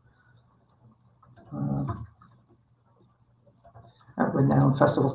This is like another example of it feels really weird to say stuff like renowned festivals, but one of the reasons I'm doing this is because I don't know who's going to read it, and if I'm too specific and I say something like Fantasia and they've never heard of Fantasia, then it won't satisfy the point, which is to give them confidence that I have the experience necessary to make this investment. So what I'm thinking about on this first draft is I'm using renowned, which sounds like boisterous and self, whatever it is. It sounds like dumb to say this stuff, like I'm patting myself on my own back, but I think you have to kind of make it easy for them. Like you kind of just have to tell them that I'm accomplished so that they are like, oh, he's accomplished. Like if you leave perceptual gaps thinking you're being modest, or more importantly, like if you're leaving perceptual gaps because I don't know, they're in dance or they're a juror, or they're a program officer, they just don't know. Then yeah, you could be setting yourself up for failure. So in this case, for example, we're on international awards. I'm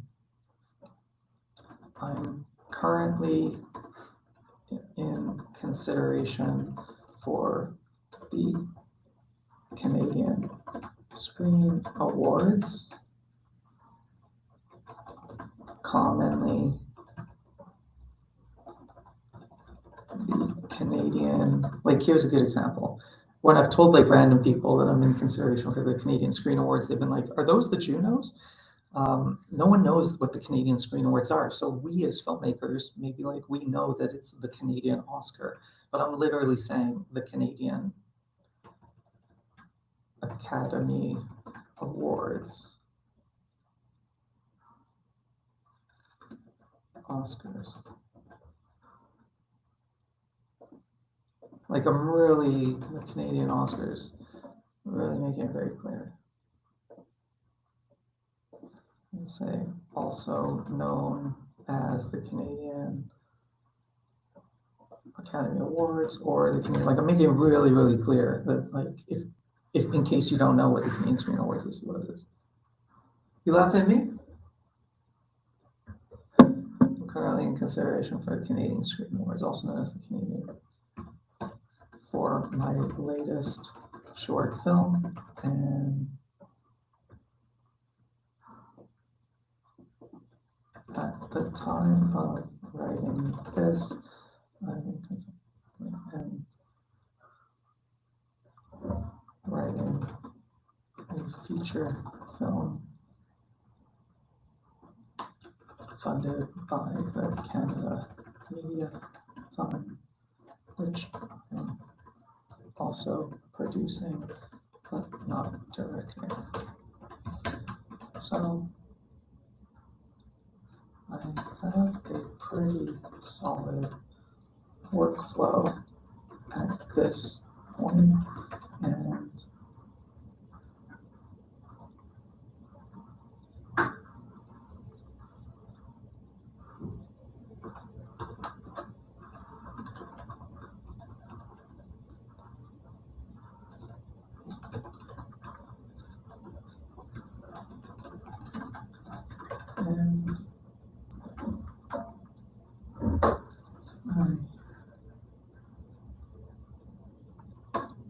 I have carried out similar activities in the past experience. What activities have prepared you to undertake this work?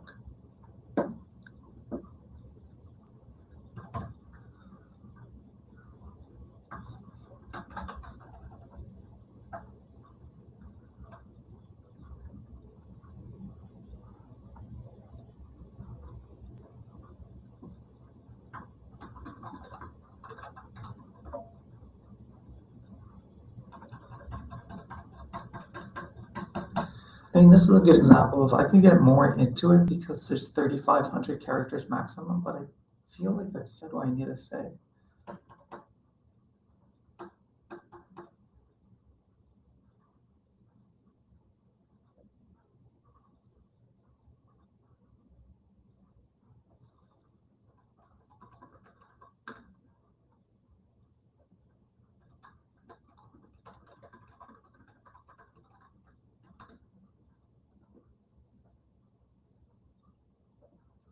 I guess like now I'll go back and it'll be like Fantasia, Hot Docs, Real World, Just for Laughs,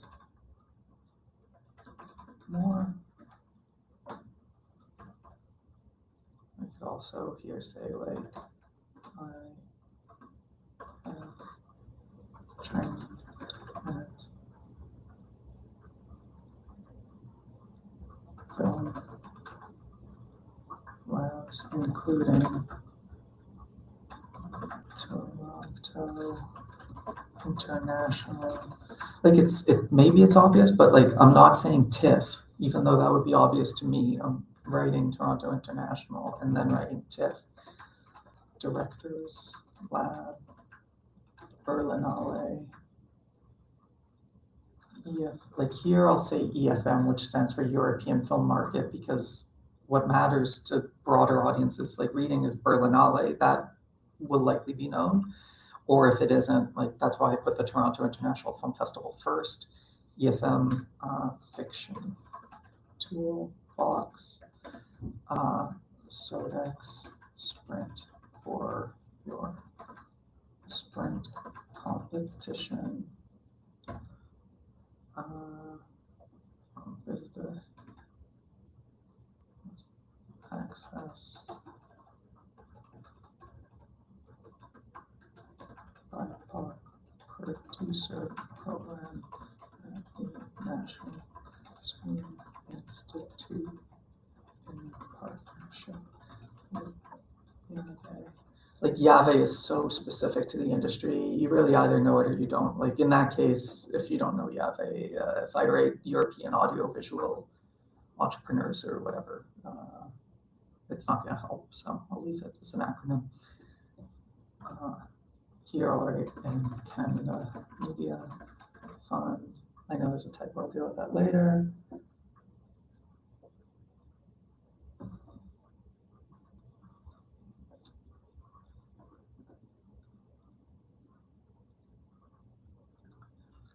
I'm trying to figure out, I'm a Writers Guild of Canada prize winning screenwriter.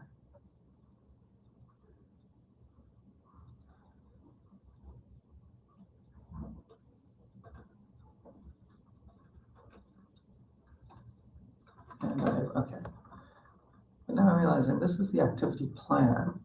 What activities? All right, so this is the first, like, have you done similar stuff and what prepared? It's always so tricky because they want you to essentially like make it clear that there's a growth opportunity here, but then they also want to give you confidence that you can execute. So you have to play this game of like, I know I can do it, but I haven't done it before. And yeah, that's annoying. If you have an artistic or presenting, do they have relevant experience?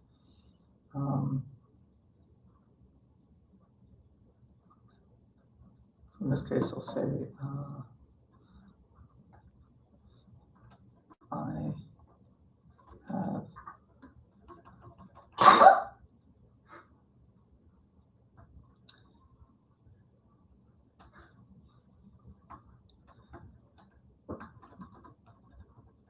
the common practice for writing feature films is to have a story editor who is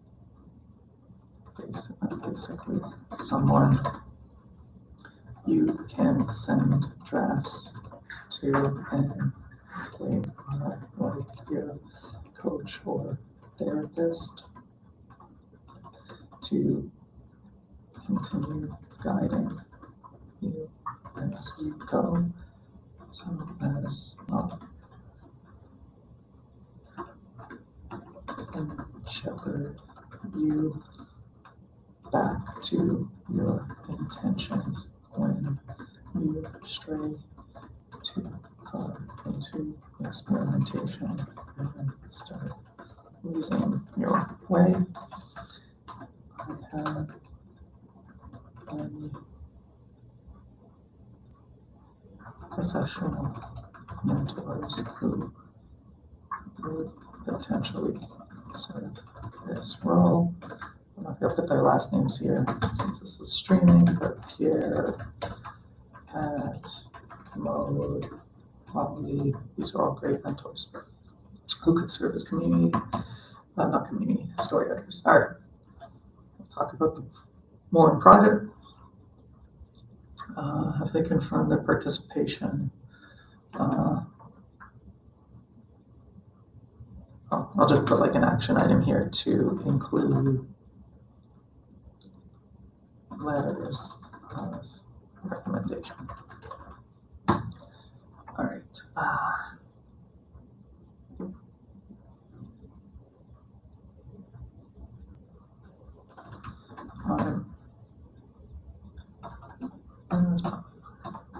As a member of the EPC and ELAN, they also provide support services as a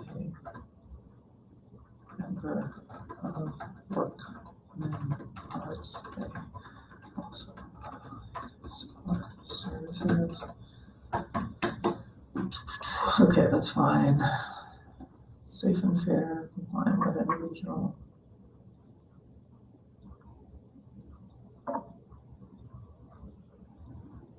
So this is for impact and feasibility. So that's really what, when I come back to review and edit, that's what I want to make sure that it checks off. Does your project involve artistic So this is an example of like artistic collab. I don't have artistic collaborators. So I'm gonna say no because it's the 27th. This has to be in 4 days with 4 other applications I have to write to. So it's not going to be perfect.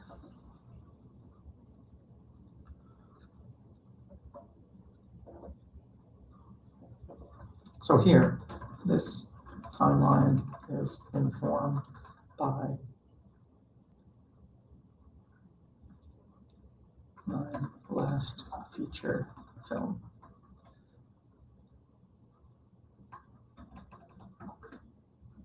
Okay. And basically here it's like receive confirmation of grant.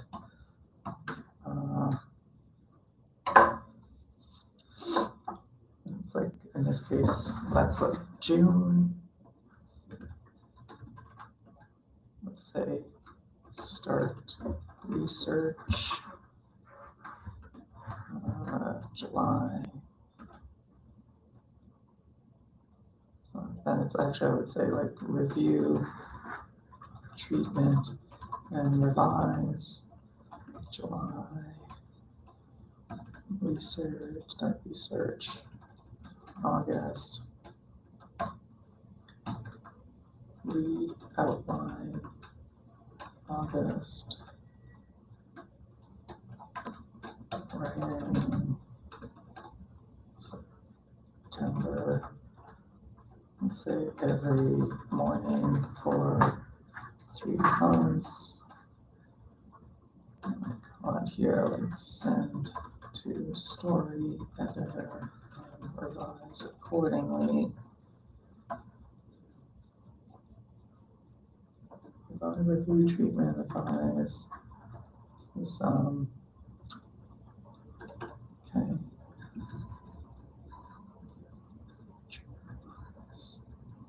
I think this can be pretty like lean in a sense. I think I'll just do this until like February, let's say.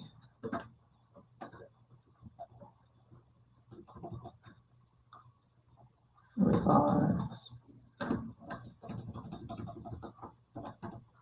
Let's say, may deliver report to Canada Council for the Arts. Okay, so let's leave it at that for now. Pretty straightforward. Budget. Yeah. All right, let's see how this goes. Okay, so this is new. Previously, it was an Excel spreadsheet. Now it's built into the platform. This is great. Revenue. Initial amount. So here, I'm going to see what happens if I put, I think it's 2,990, which I put before. And it's actually coming from the right, I'm on another tab right now, writing, what is it? Writers Guild of Canada. Rates.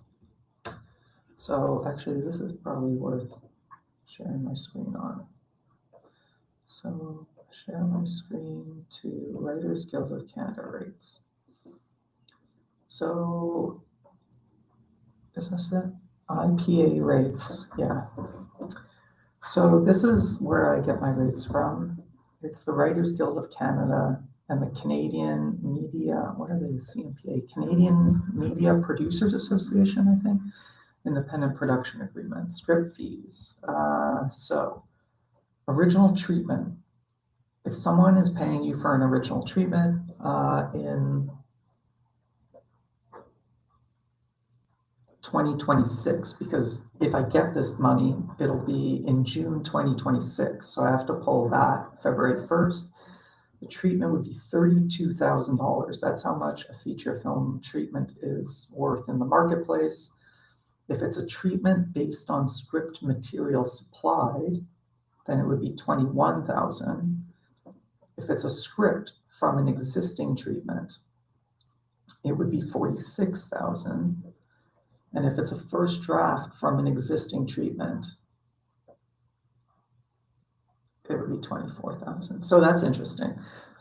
I don't know why they would separate script, treatment based on script material, script based on treatment, first draft. Okay, so here's my interpretation. I think script is probably for 46K. It's kind of like a flat, it's like that's for the whole kit and caboodle. First draft would be like, this is, you know, one step, then you add this, yada, yada, yada. That's how you kind of get there. Actually, I think this adds up at 24,919 plus 21,360. I think that actually adds up exactly to 46,219. Is that right? 19, that's, no, that 5, 2, that'd be 259, carry a 1. It's like actually a little less. So, and then there's a rewrite. So look, you can kind of choose, I think, any of these numbers. Because the reality is you're not going to, I don't think you're going to get many of them.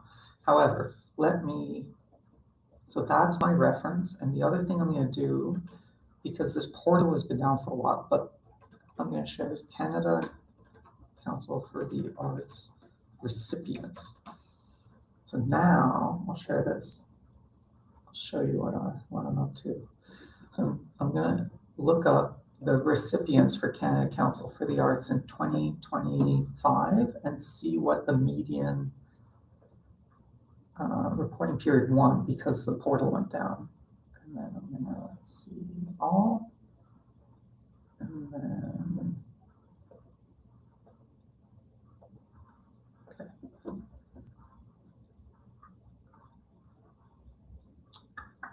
Sort by program.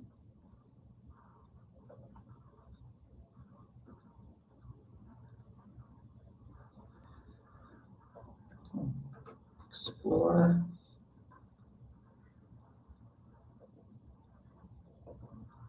And create. All right, so concept to realization, that is more of production.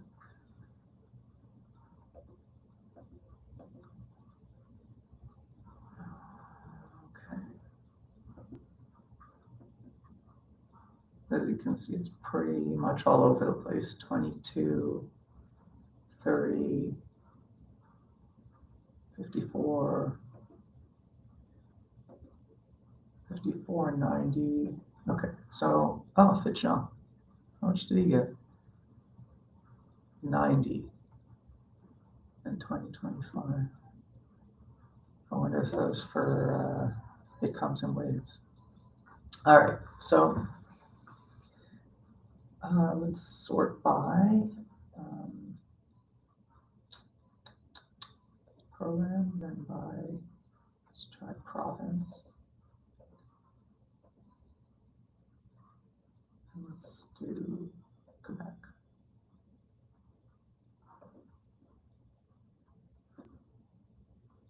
So 319 grants in Quebec. So how can I make this more realistic?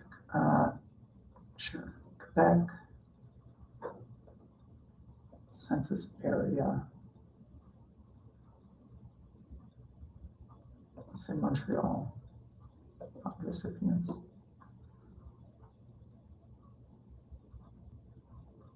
So this is concept to realization. Oh, they already did a market strategy for OMC. That's interesting.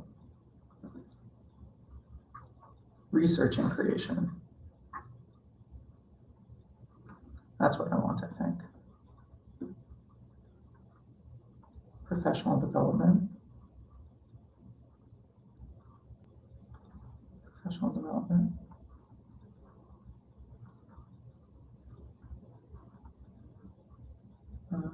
Okay, explore and create. So explore and create, research and creation. Yeah, so you can see like definitely lower amounts here, 21, 20, because at this point, it was max 25K. So 22, 22, 22. But I don't really know why people are applying for like 2,000. I mean, it's just, it takes a long time even. I mean, look at what we're doing right now. Just to apply takes a lot of time. Yeah, 22,500. So I think a lot of people take this approach where they're like, oh, I'll do, you know, like the max minus 10%. And it's like, oh, just ask for the full amount. Because they don't have to give you the full amount, and usually they won't. Yeah, you can see a lot of 22. Oh, you know what might have happened was they might have asked for more, and yeah, because look, like not a single person got more than 22,500. So my theory, what probably happened was, yeah, a ton of people probably asked for 25,000, and they gave them 22,500. So I would say this means that likely it would be quite possible to get 22,500, I think, but again, 22.5, there's no actual rate in the IPA that aligns with this. And I do want to hire a script editor. So, and script editor usually costs about 3K. So what I'll probably do is,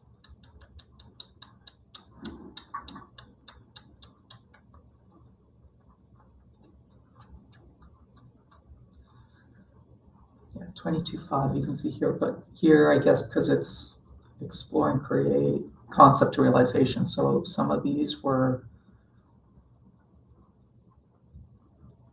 production or included production.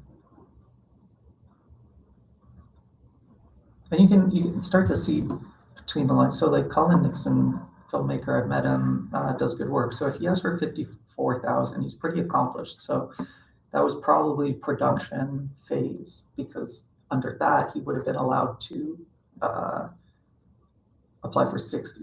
I don't know Lila, but let's say 54 might be the same thing where a bunch of people applied for 60. It looks like a lot of people in here like capped out at 54. So they probably, like the program officer probably, that's my guess, that this round no one got more than 54. You can see it come up, but so that's probably what that is, 54. All right. And that was probably production. So I'm gonna, I think, ask for, because it's all pretty malleable, right? Like it's basically my labor. If I go on a research trip, I'll pay for the car, I'll pay for the gas, I'll pay for, if I do a cabin in the woods or whatever, I'll pay for that. So I think the simplest thing would be first draft from existing treatment. I think that'll be tough for them to push back on.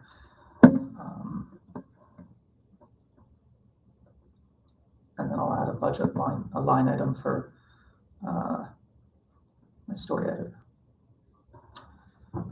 It's another 30 minutes gone.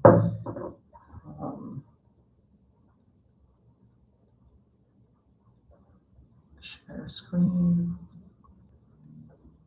form share. All right. So, what's the amount? 24,919. All right. So 24,919 plus, I'm going to put, I need 3,000 for story editing, so I'm going to add 5,000. And then expenses, artists and professional fees.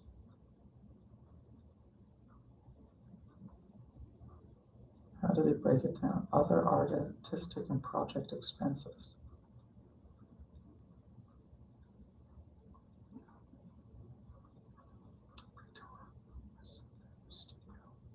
travel. So like, here's a good example of, I think in general, they don't like travel expenses that aren't under travel programs or professional development. So definitely even something like gas, when I'm doing my taxes, that would be ground transportation, but I'm gonna avoid putting anything into travel because there are these like weird things with how things are interpreted. And they don't want artists just like going on vacation. So whether it's true or not, I mean, whether it's true or not to your process, it's just the perception has to be considered. So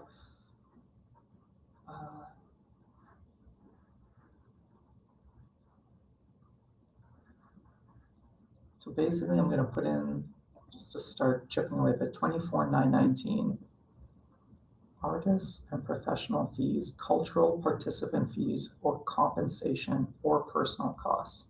Like theoretically, it could all go here, but 24,919. Okay. So here I'll put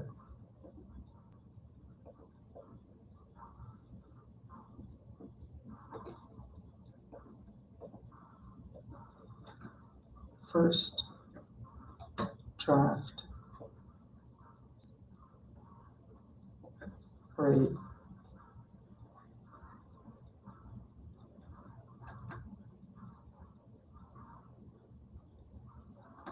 reasonable rate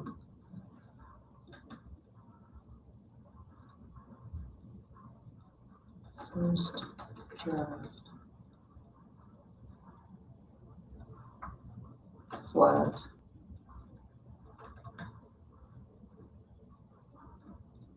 should I do this? Should I put first draft my fee?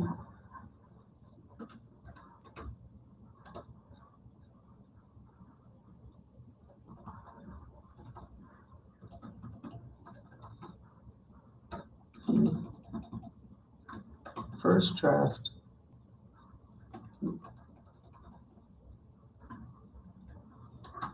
Gavin Zero rating fee benchmarked. And I'll just put, let's see if they just think that's acceptable. And there's no reason to say that's how much I'm charging. And then artistic salary for permanent and temporary employees, let's say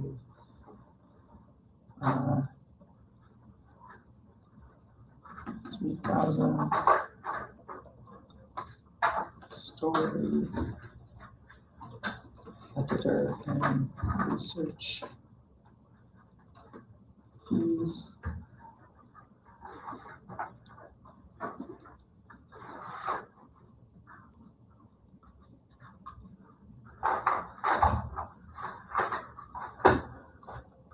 Research, documentation, publications, research. So here I'll put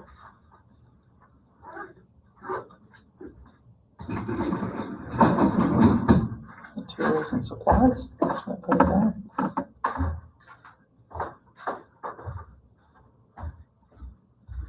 Materials and supplies. Like I know this is like office expenses, and like for film it could be books and could be research, production, technical, and programming expenses. Maybe I don't want it to be there. You know what? I think they might. Like that's a great example. The header and the lines. Like I know what these lines mean when I'm doing my taxes. It's very specific. In the context of how Canada Council for the Arts is interpreting this, and the fact that he'll be applying for other things later. And I don't want them to say you can't apply for this line item because you've already received funding for this line item. I guess I could put it here, 2,000 under like other production, technical and programming expenses. So there I could put, yeah. Research, materials, supplies, research materials, supplies.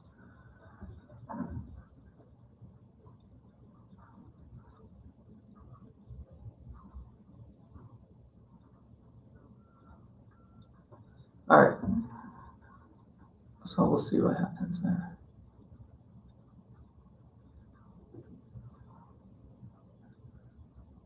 All right. Requested 29,919, total 29,919.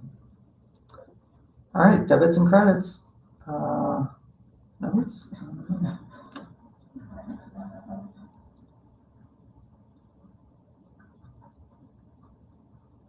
No, that's fine. All right.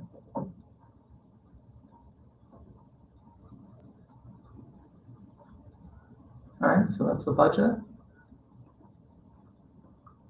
Oh, actually, I'm going to go back because I was just generally curious what it said on the side here. 3 applications per year, eligible expenses listed in the listed in the budget. Oh, identify if a revenue source is confirmed or pending. What is a story editor?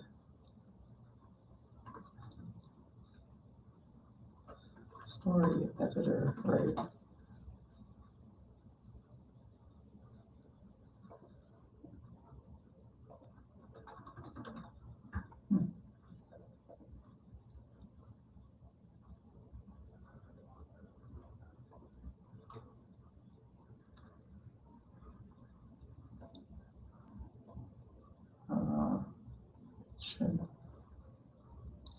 Notes and expenses.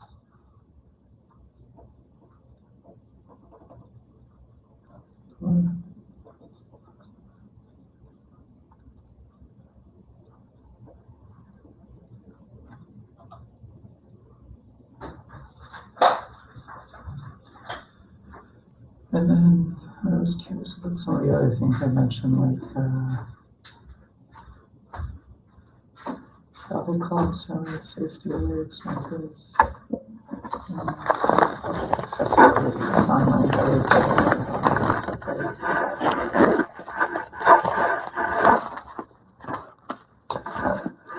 so that's close enough. Do you work in a particular regional specific needs? So this is where I might put more of like OLMC, stuff like that. And support materials. So, okay, so I need my resume to be updated. It's a deliverable.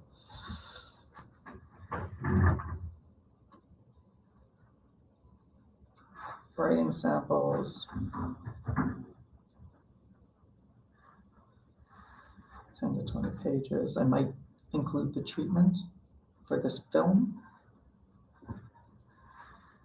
I think that's most likely. And I might actually shoot a video pitch and then cut clips from my movies into the pitch.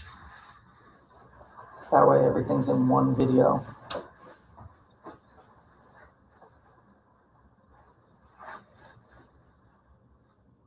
And look, I'll be back tomorrow. Did anyone show up?